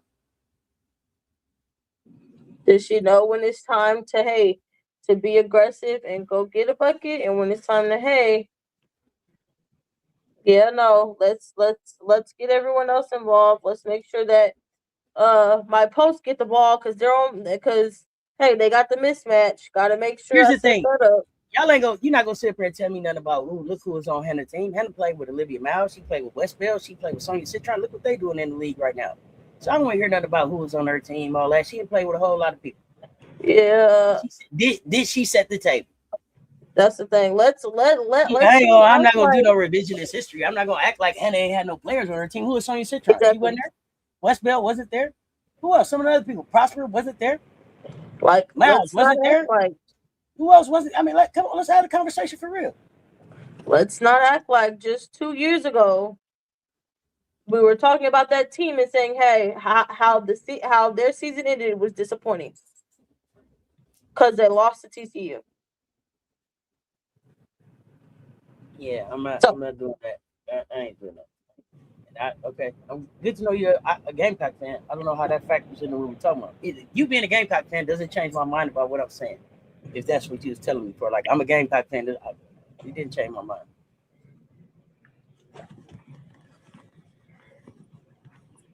She was the point guard freshman year, but definitely better off ball. I think so. So yeah. Yeah, so no, I'm not ready to be like, oh, Hannah. Now Hannah going to show that she going to show and prove this season. Now she got somebody, she got a dunker on her team this year. So I want to see how she set the table. She got a for sure dunker on her team. I want to see how she set the table. Yeah, she had players on those Irish teams. Yeah, that's why I'm not even doing that. I ain't even doing that, Jeremy. I'm not doing that. They sitting here acting like them Notre Dame teams was straight scrubs. This is crazy. Revisionist history. Now, Ivy's rotations may have made it seem like Hannah was up there on her own, and Ivy may have made it seem like Hannah was up there on her own. But Hannah had talent around her. That's another thing about being a point guard. Do you make your team better?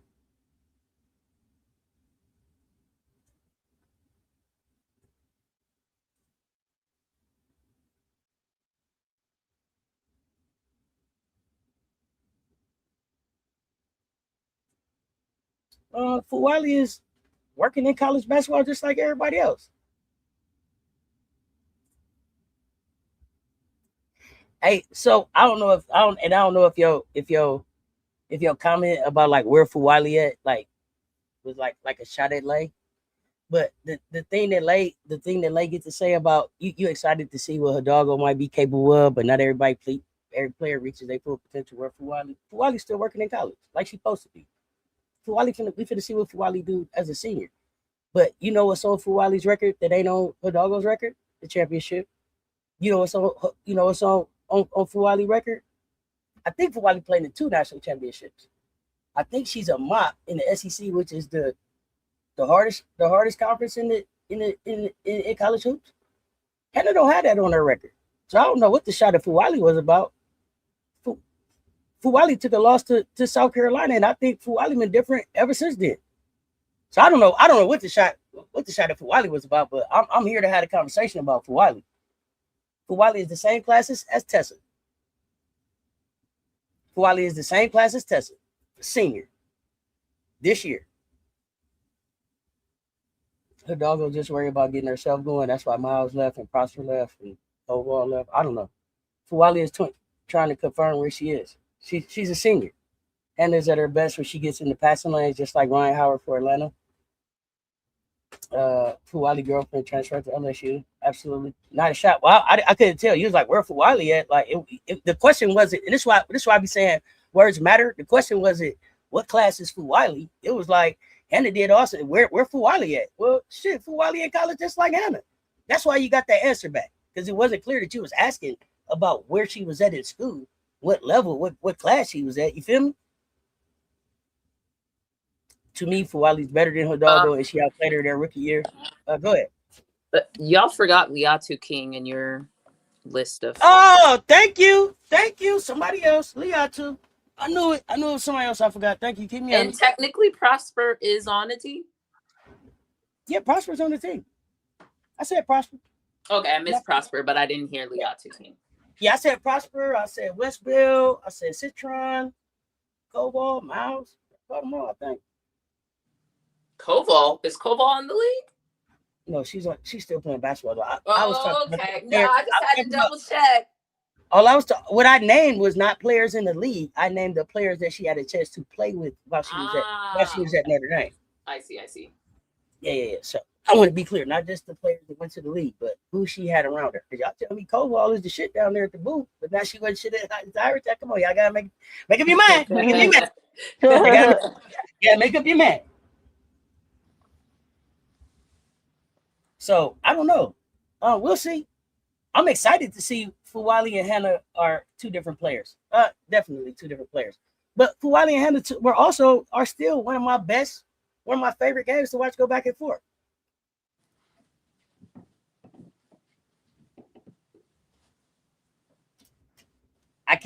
Do they play this year?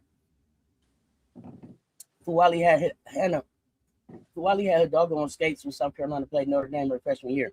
Mm-hmm. And remember that Hannah skated to giving us 30, even though they lost by 30. I think Hannah dropped 30 on this stuff.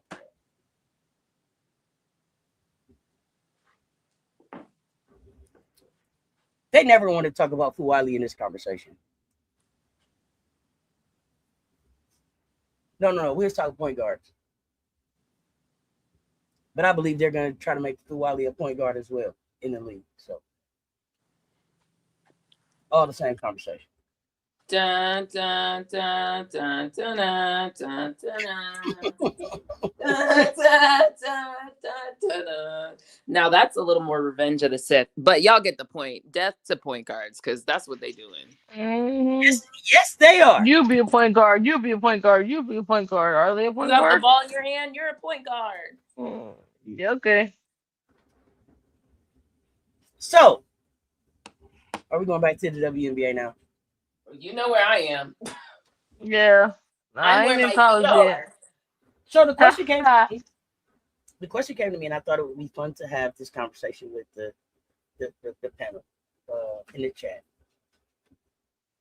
After Angel's performance against the Aces in Asia, should people be willing to change their Angel Reese take? Which take is being changed? Or is it just a general take? So part of it, one person it was the her being able to hold Asia in check, all of that stuff. Okay, so here's we always do this with data. So yes, did Angel play good defense on Asia? Yes, but also Asia scored on Angel. Yeah? Sure. Right? So like if this statement is just that one game is going to change the take, no, but do I think that was a really good game? And then not even just the Aces game, the last game against the Sparks, her going 100% field goal. Mm-hmm. That's great. Do more of that. There's been too many 20 sub-30s too. You know what I mean? And so I just think we have to be honest about both sides of it. And I think that Angel's past week was really, really good. I agree. And I think it's the consistency that we want to see now, right? Like, okay, now let's keep this up. Like, so now you hit this level, stay, consistently until you hit the next level, or no? Brittany, jump in here too. I mean, it shows the capability, and I think that's the game. This is like this week, people can point to and be like, look, see? And it's like, yeah, she's capable. Now let's see the consistency of it. I think that's a measured approach. I don't think one game negates both sides. I don't think one game, one game makes her the MVP, and I don't think one game says that she's not capable either. You know what I mean? Like, I think let's see. Like, I think it was a good week. I think this, this is the trajectory that I think I expected Angel to be on. Angel said that she was coming in, she was going to work hard, she was going to be accountable, and she was going to try to be what her team needed her to be. That's what she said from being a rookie. I think she's continued to do that. It's showed up better at times than others, but I think she's in the right place in Atlanta now, and comfortable to be doing that. I don't have her in the default conversation right now. Well, we already unpacked mine, so I don't find the need to repeat it. but I'm not going to deny the work that she does on the boards. Correct. Oh, she does hella work on the board. You cannot deny that at all. Like that is like so, and that's why when people are like, Angel's trash, no, you can't do that. You can't do that. She's not a deep boy yet, but fuck out of here, she's not trash. Yeah, that's what I mean. Like, it has to be measured. I think like, hey, really, really solid week. Played great defense on Asia. Also got scored by Asia. Also, you scored on Asia and Liz. But like, we have to not just look at something and make it absolute. That's kind of more my point. And it's not absolute either direction.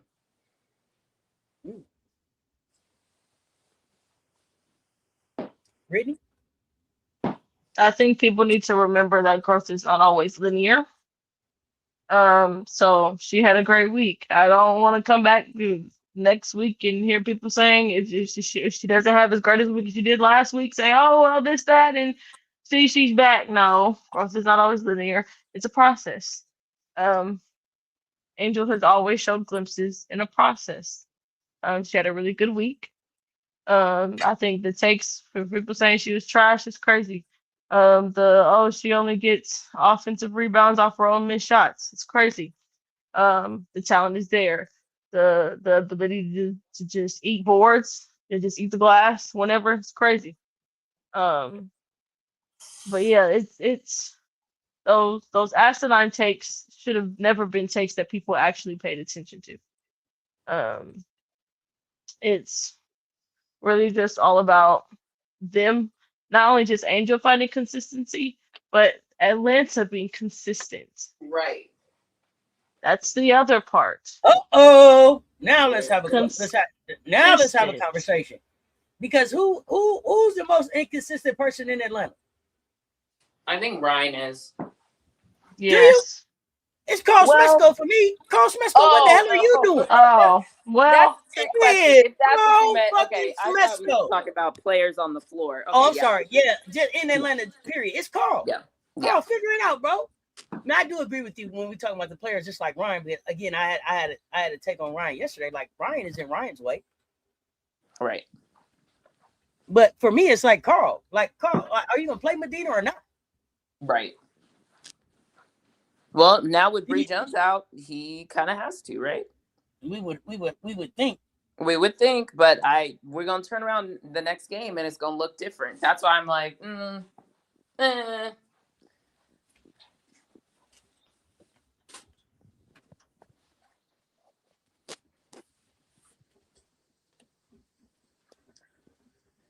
It's one fan base to call Reese trash, and the media try to make that a reality. I don't even know if it's just one fan base. Because when I hear it in my chat, it comes from some of the weirdest. It'd be like, damn, you think that? Wow, that's just wild. But you may see it out there from one fan base. From what I experience in here, the hate that she gets is crazy. But we also have to call a thing a thing. There's hate, which is happening, and there's also criticism, which people assume is hate. And I think those are two different things. You know? Oh no, and I'm specifically just speaking to hate. I'm talking. Oh no, I agree. I'm just adding. Can't do that. Yeah. But absolutely. And there's absolute room for criticism for everybody. We give criticism to Asia, everybody. There's room for growth. We just did it. Angel is in my all defensive team. Is she on your all defensive team? She's in consideration. I haven't sketched out who all it is, but I think in consideration is fair. Okay. It's only 5, right? Because they don't do first. That's what I was going to ask you. I don't even know how many do they get. Is it 5? Is it 10? Let me know, and then I can try to make a decision. What the dream coach should have done with Bree was to play Medina until she fouled out every game. Medina has footwork she needs to improve on the games, but playing helps.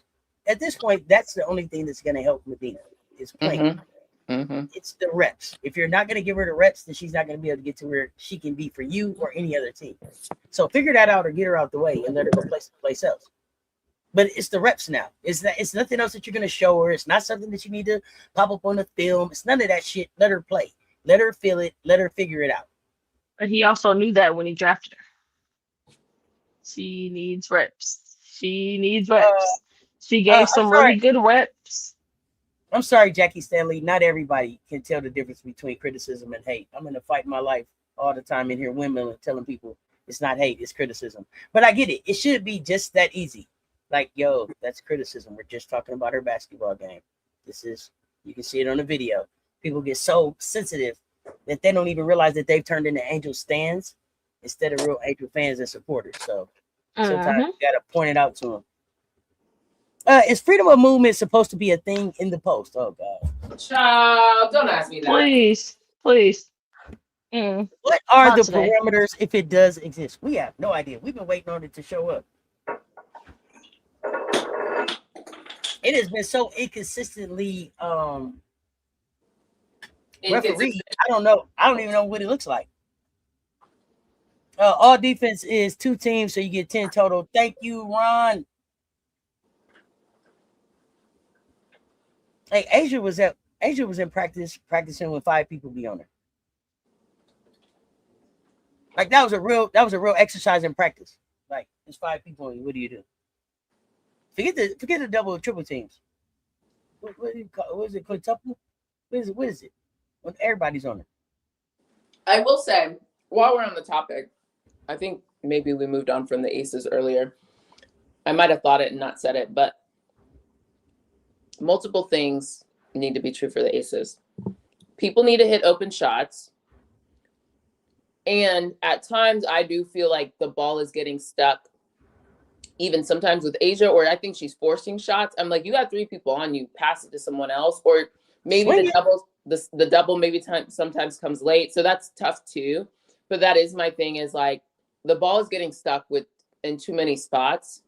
And at the moment, the 3 most, the biggest culprit individuals are Chelsea, Jackie, and Asia. So they do need to figure that out, and other people need to hit their damn shots, because even when the kick out is happening, it's a miss, or it's a swing miss, and it's like, whereas you swing and Caleb McBride's hitting that, or fill in the blank someone else, for another team. So people do need to hit their shots. Both things. I mean, multiple things can be true. Absolutely.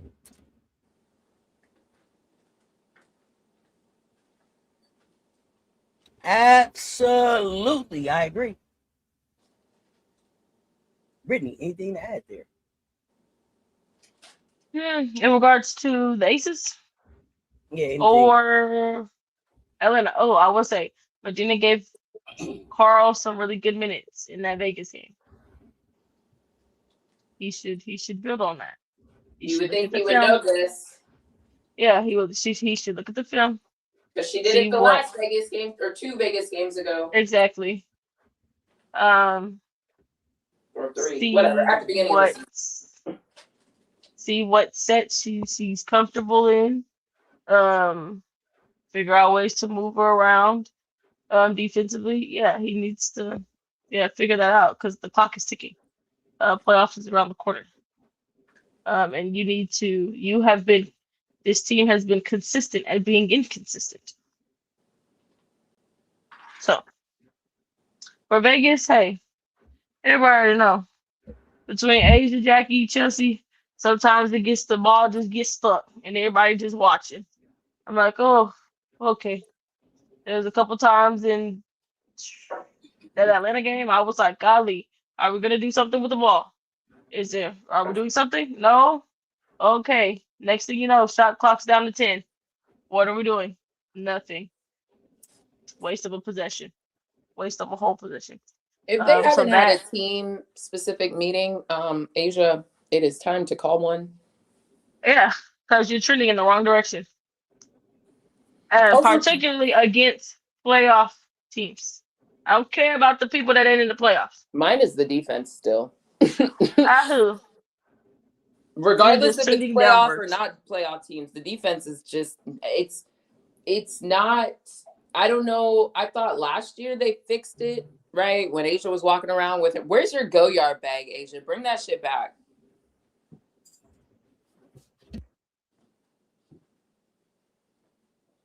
Because she was walking around with her laptop. They need to bring the laptop back. I don't know. Somebody need to get upset with the defensive effort. Somebody in that locker room need to be upset. And Becky needs to stop getting herself escorted out of games. Try that. Question from the chat. I think Melissa has been good for the Aces. Do y'all not see her as a permanent player for the Aces?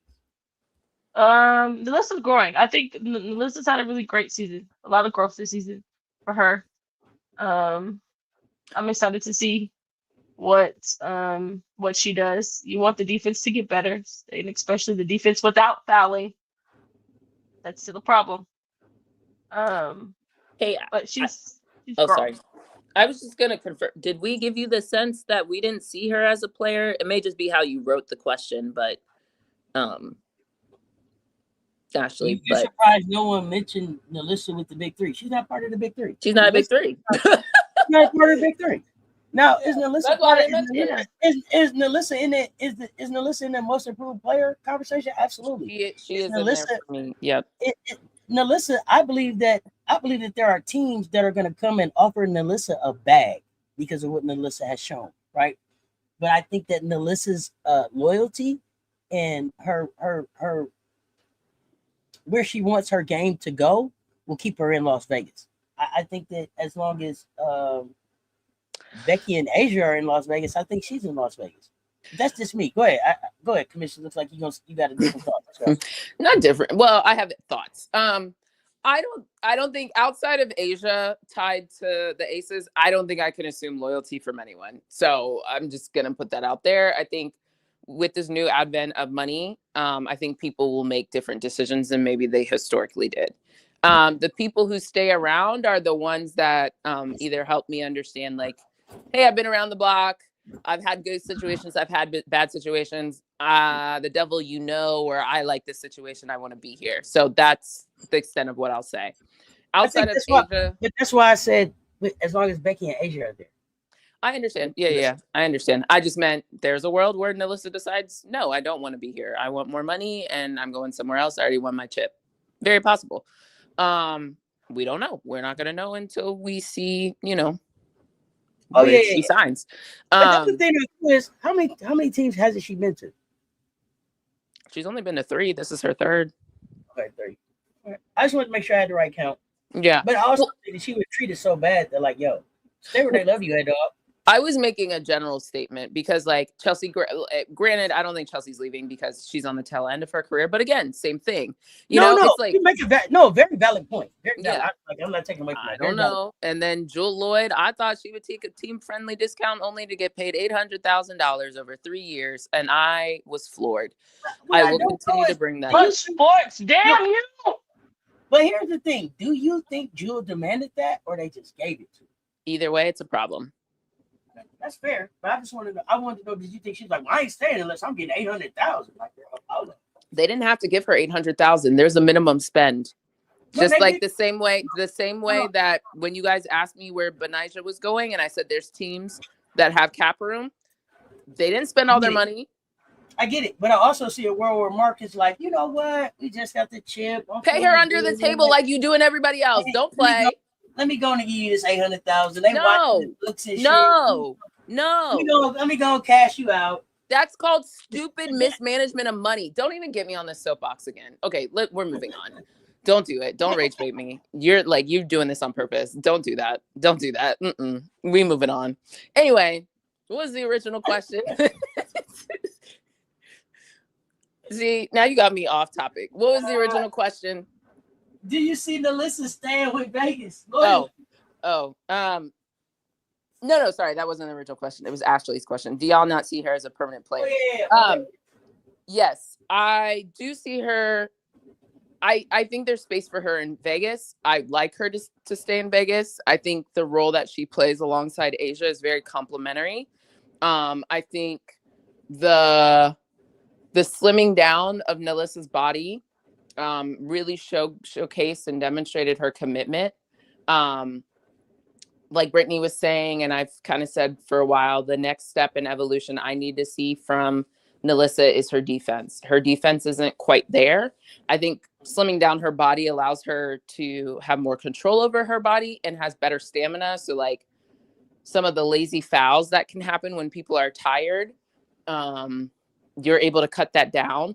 But then there's also some of the just like IQ, good positioning, truly having your hands straight up, not always going for blocks, because blocks are a counting stat. Sometimes let's not swipe down. There's no reason. Just hands straight up, get the rebound, keep it moving, and you can stay on the court. So there's still some of the IQ evolution that needs to happen defensively. But I think Nalissa's put herself in a good spot where now she knows the work it takes to win. And like, I think she's now able to steer her career back on pace of a number 2 overall pick from her original draft. I like that. I love that. Great take. Back on track for what a number 2 pick should be doing. Love that. And I also think that this is the best place for her to stay in line defense. But I agree. Yeah, I don't. We'll find out.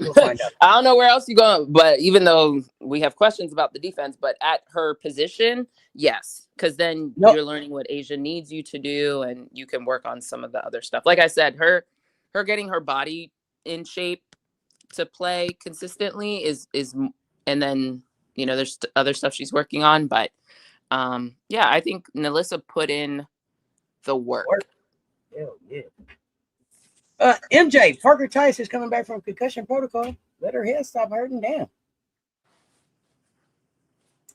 Can we swap Kia Stokes for the playoff run? No, we cannot, MJ. Nakase seems to be doing the same thing with Gabby. I don't think Nakase utilizes her the same way. If Gabby gets paid less, Bay Area media works overtime, pushing Gabby as the best player. Debatable. The best player at the Aces? I mean, at the Vouts?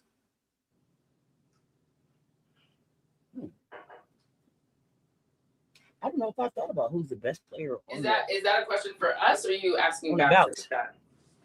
No, this is a comment coming out of the chat. And I want to know, do y'all think that? I don't know if I thought about who I thought the best player at the Aces. It's kind of hard to answer, but I feel like I have a question. Is she the best player, or is she supposed to be?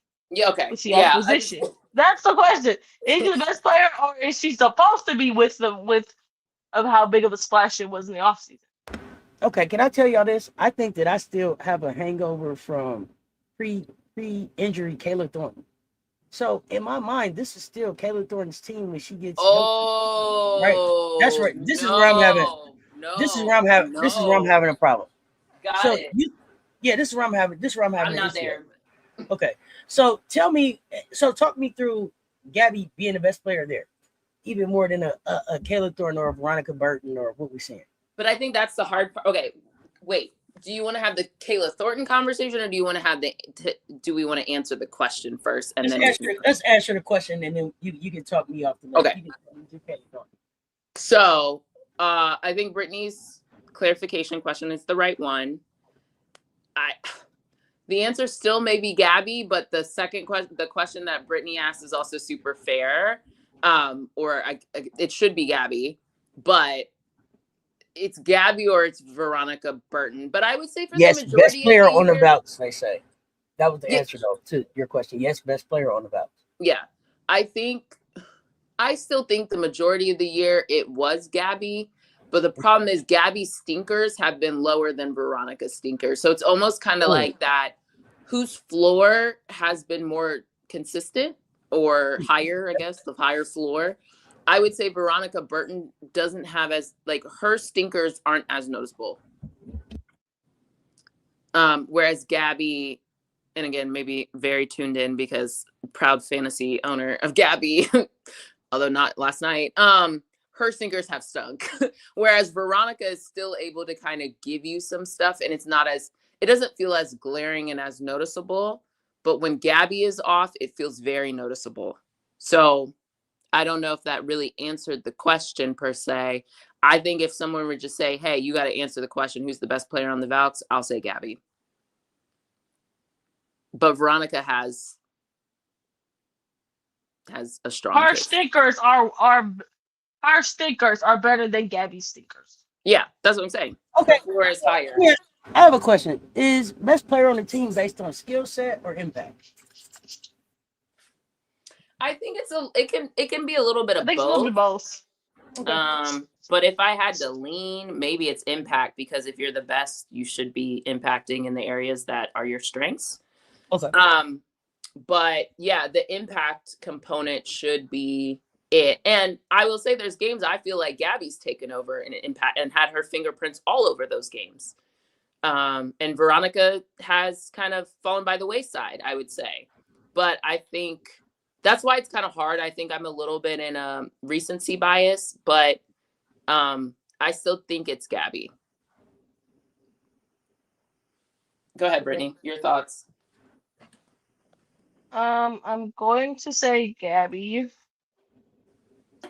And the answer is about skills. Is it necessarily the skill set or the skill set or impact?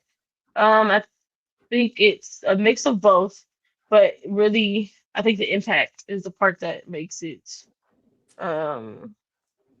is the bigger thing that makes you like the best player, because the best player typically has the greatest impact on the floor, and their impact is felt, whether it's through scoring or whatever else, because there's people with that have a really high skill set, but you just don't feel their impact all the time, because hey, some days when that they not shoot, like if their skill set, hey, they're a really good shooter, they're not shooting well. What else is their impact? How else are they impacting the game? Because they still need to have some type of impact when they're not shooting the ball. So when they're not shooting the ball well. So I think it's a mix of both, but definitely just the impact is what really makes you the best player. Okay.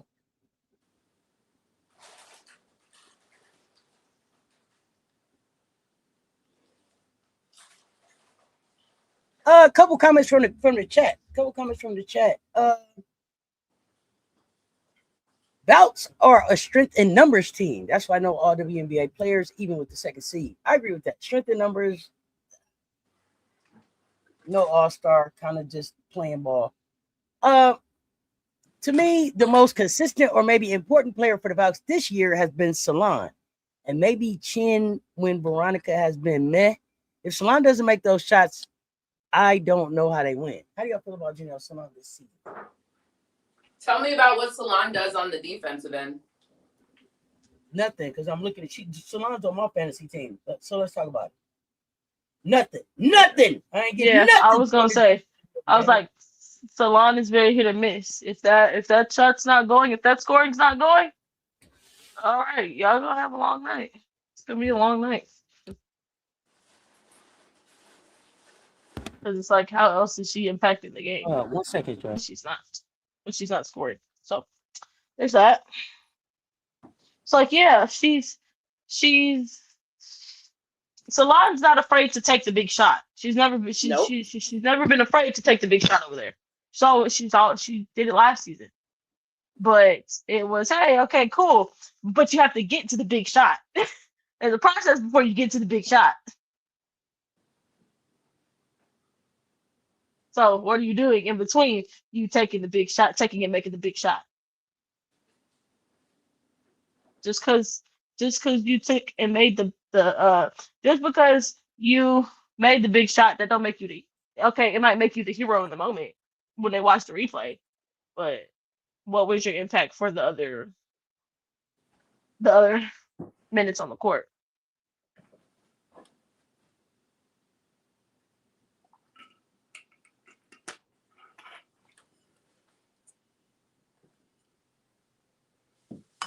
Yeah, I think the Valkyries conversation about who's the best player and this and that is actually probably the toughest team to say that for, because I think I do agree the strength in numbers, but strength in numbers from like a collective, right? I do think getting Gabby this year helped raise the floor of the team, right? Again, I'm still very surprised they even ended up atop. What are they today? 2? Are they 3, 4? The top whatever seed, because I didn't see it. I saw them making the playoffs. I think I had them at maybe like a 5 or 6. I also assumed LA would be utilized better, but again, we've talked about that. I think it's hard. Valkyries is a hard team, and that's why, therefore, I feel like their ceiling is only so high. The consistency of who shows up is not consistent. And that's the thing about the playoffs. In the playoffs, it's like, yeah, like the best players we know the best players are gonna show up. Your stars are gonna show up. So for them, it's like the rotation changes. Exactly. Yeah. The best players stay on the court longer. Yeah, so that's the thing with them. So kudos to them for getting their second in the league right now, higher than I expected. But hey, well, no one cares about the regular season when it comes to the postseason. We don't care what you did in the. We don't care what you did in the regular season. When the postseason happens, round of applause to the Lou. Great job. You made it to whatever seed you made it to, but no one's gonna care if you're a first round exit because you were a first round exit last year. So whether you're 8 or 2, it didn't make a difference if you're a first round exit. Just saying.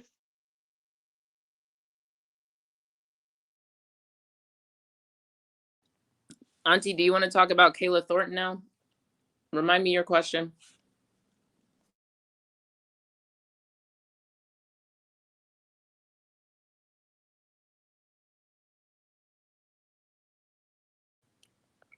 Can you hear Auntie? Oh, okay.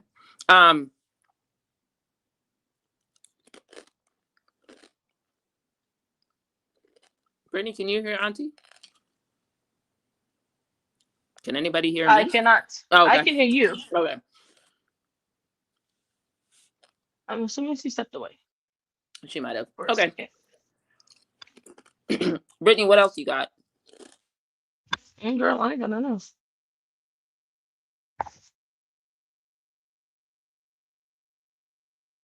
Question is, what else do you have? I think we was about to wrap up. I said, wait 1 second. The last question that I have for the last question that I have for y'all was about the fan throwing the another green thing on the floor, out on the floor, and I'm tired of seeing it's disrespectful to women's basketball. They shouldn't be able to still even be doing this shit. And then it's almost like some 6-year-old kid type shit or something. I don't know. And then I'm tired of women's basketball being the butt of the fucking joke. Like, help me, I don't know. Help me understand that. How do we get back to that? Your thoughts on it? Where do we go from here with it? I'm over it. Misogynistic men and bigots, or how we got back to this happening. Yeah, people that love to say, "Oh, yeah, they don't care about the WNBA. They don't care about the WNBA," but you sure do come to games and do weird shit for a league that y'all don't care about and a league that's not growing. Okay. That shit is absolutely weird. Very weirdo behavior. And I don't know why the league. I guess because the last time it happened, it happened last season. I don't know why they didn't have a crackdown in place on it. Like, hey, we got to stop stuff like this from happening. And that fit deserves to be banned for life from every arena. Lifetime ban. It's just so weird. And wrong how people go. You say you don't like the league. You say you don't like women and all those type of things. You feel this whatever way about women. But yet you go out of your way to go harm women, people that you don't care about. I don't see you doing this at men's games.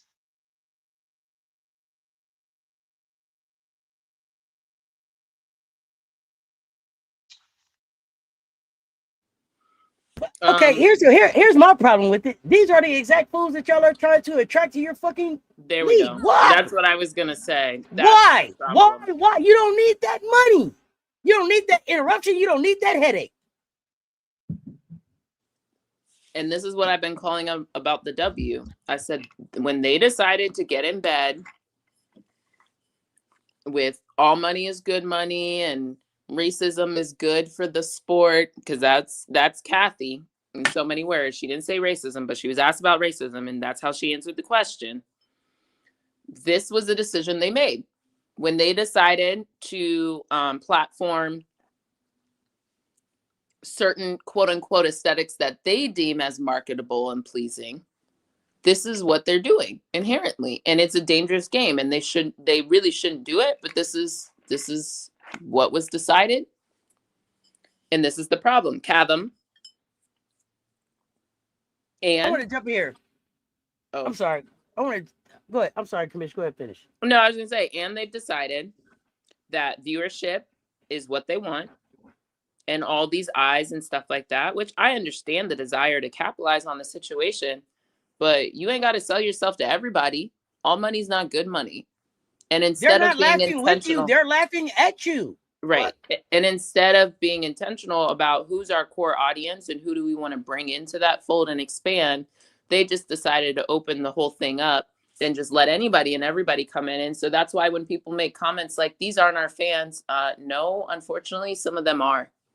Because if you define, how do you define fandom? Someone who buys a ticket, someone who watches your sport, someone who talks about it. Yeah. If that's your definition of fandom, then these people are your fans. And Mike L, I see you saying that as a man, I love and support women athletes. I love that you said that. And MJ, I see your comment. They bring up the most extreme examples to pit men versus women in sports when women's sports are usually played and viewed in different ways. What's crazy to me is, I mean, growing up, tomboy, whatever you want to call it, I didn't, for as much hate as the WNBA gets, I didn't get that much hate being a basketball player. Boys was like, oh, you can hoop? Let's hoop. That's what athletes do. So it's the pitting the men versus the women that ain't even necessary, because I see really. Now listen, I'm not gonna act like there are not some men that are showing up for the clicks and views of it, but there are some men who are really showing up out of the NBA for the love of the game. And you can see it in the way that they show up, in the way that they continue to show up, in the way that they fan out over the games and the players. Now, I'm not talking about the ones that showing up for clicks and views. Even some of my favorites seem like they showed up for clicks and views more than just the love of this women's game. But there are genuinely men that love the game. But I think my thing is, so what if they don't?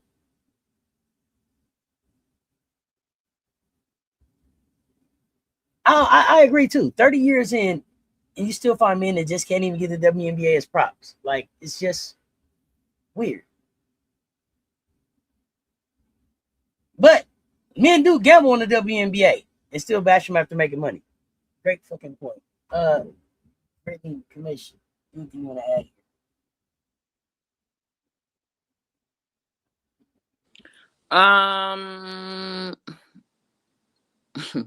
I don't even know what to add. Like, it's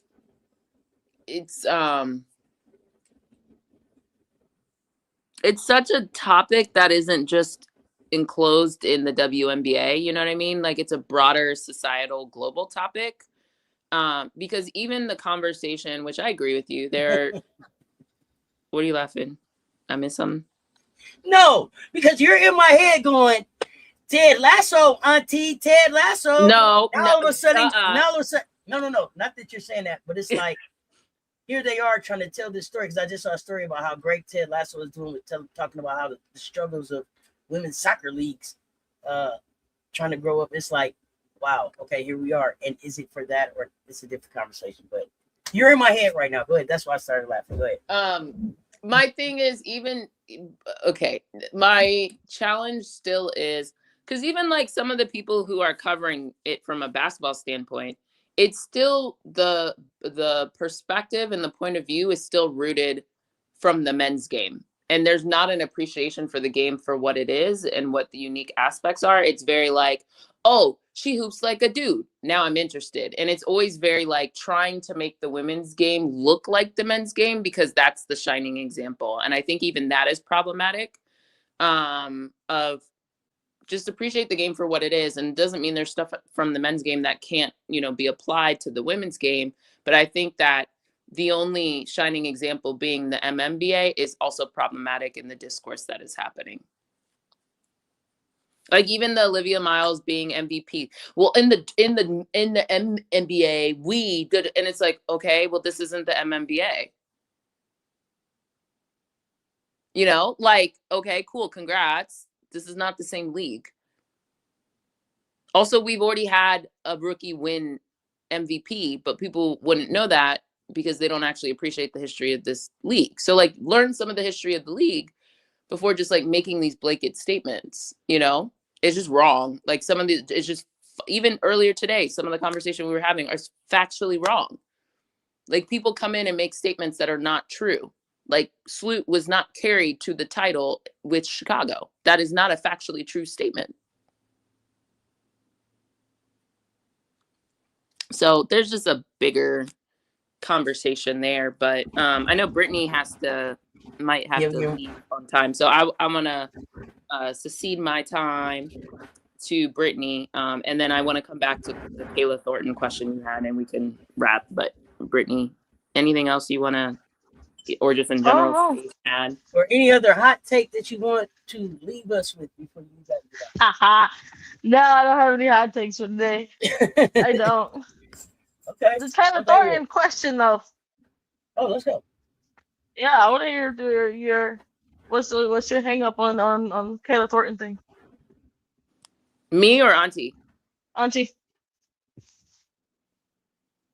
What am I hung up on Kayla Thornton about? Remember, you said you still thought it was Kayla Thornton's team?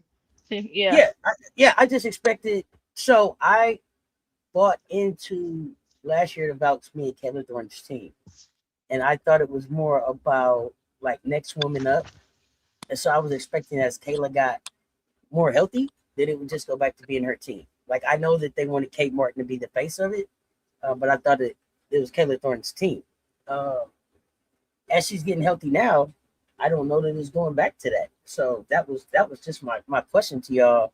And then, Commish, you said you didn't think that. So talk me through whose team you thought it was, or was it Kayla's team last year and she lost it, or were they still looking for her identity, or where I got lost on the pathway at? So I think last year that was true. It was more Kayla was more of the lead, like the head of the Valkyries image to me. This year, it feels like it's either Gabby or Veronica are the two. And I think part of the reason why it was Kayla's team last year is because she had just come off of winning a championship. And her all-star year that she had. She had a really good year. Post-injury, though, that team morphed and really became more strength by numbers and that whole approach from how they operated. And then Veronica Burton also took on more a leadership role. So I think it just has evolved over time, that I didn't come into this season thinking it was Kayla Thornton's team. Yeah, I think for it to be her team, it was going to be based off of how she played. I think because she played really well last season. Yes, it was Kate was marketed all over the place, but it definitely felt more like it was Kayla's team this season, because of the way in which she's not back in her full form, or she's not back to where she was last season. So I think that kind of gives opportunities for other people to enter the conversation. And I think Veronica Burton has done a good job of stepping up and kind of carving her own role into this team and the leadership part of the team. So, okay, did you all think that Gabby coming to the team, it automatically made it her team? No, not necessarily, but in a way, I'm not surprised. I think if you remember, one of the questions I had, and one of the questions I had even for fantasy basketball was, do I draft Gabby or do I draft Kayla? And I didn't know which one was going to be the better option because I just wasn't sure. I ended up going with Gabby. Ironically, Brittany, I think, got Kayla. I did. And I needed to punt. And I did. Punted, and she punted off of that. Because I ended up going with Gabby just because I was like, well, she did just get the money. And I know Gabby can play defense and she's not coming off an injury. So it was like, I think that's why I ended up just going with Gabby. So yeah.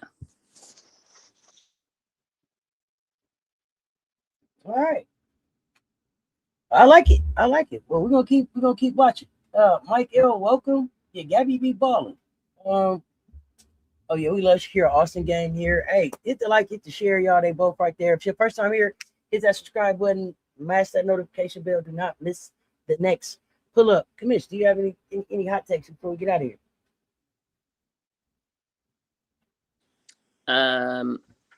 I think I gave mine throughout the course of today, if I had them. I don't think any of mine were particularly hot. I just think they are what I think, but I don't think so.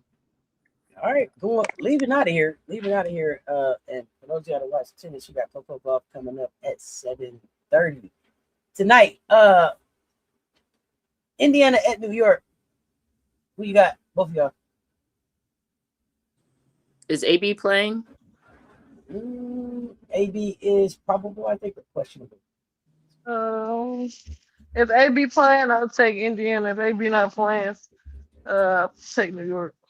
I think so. Although I think there was a question about JJ playing too, so it's a little tossy. Oh, well, forget this. I'm not gonna ask y'all these. I saw a question in the chat. I'm gonna ask y'all. This will be the question on the way out. And I don't remember who asked it or who said it. Jonquel Jones to the Aces in the offseason. Thoughts? Do you want her? Do you not want her? What do you think? Can we trade it for Jewel? I don't know if Jonquel is a free agent or whatever. The comment was that she looks unhappy. Yeah, but I think that's a Jonquel special. I don't know. Jonquel should take your ass to Toronto. Laddie's waiting. Hell no. Shonda Del Rey said no. Yeah, I'm not really interested. She needs to go to Toronto with Sandy, maybe. I don't know. I don't think she'll come to the Aces anyway. So and also that's not quite what I need.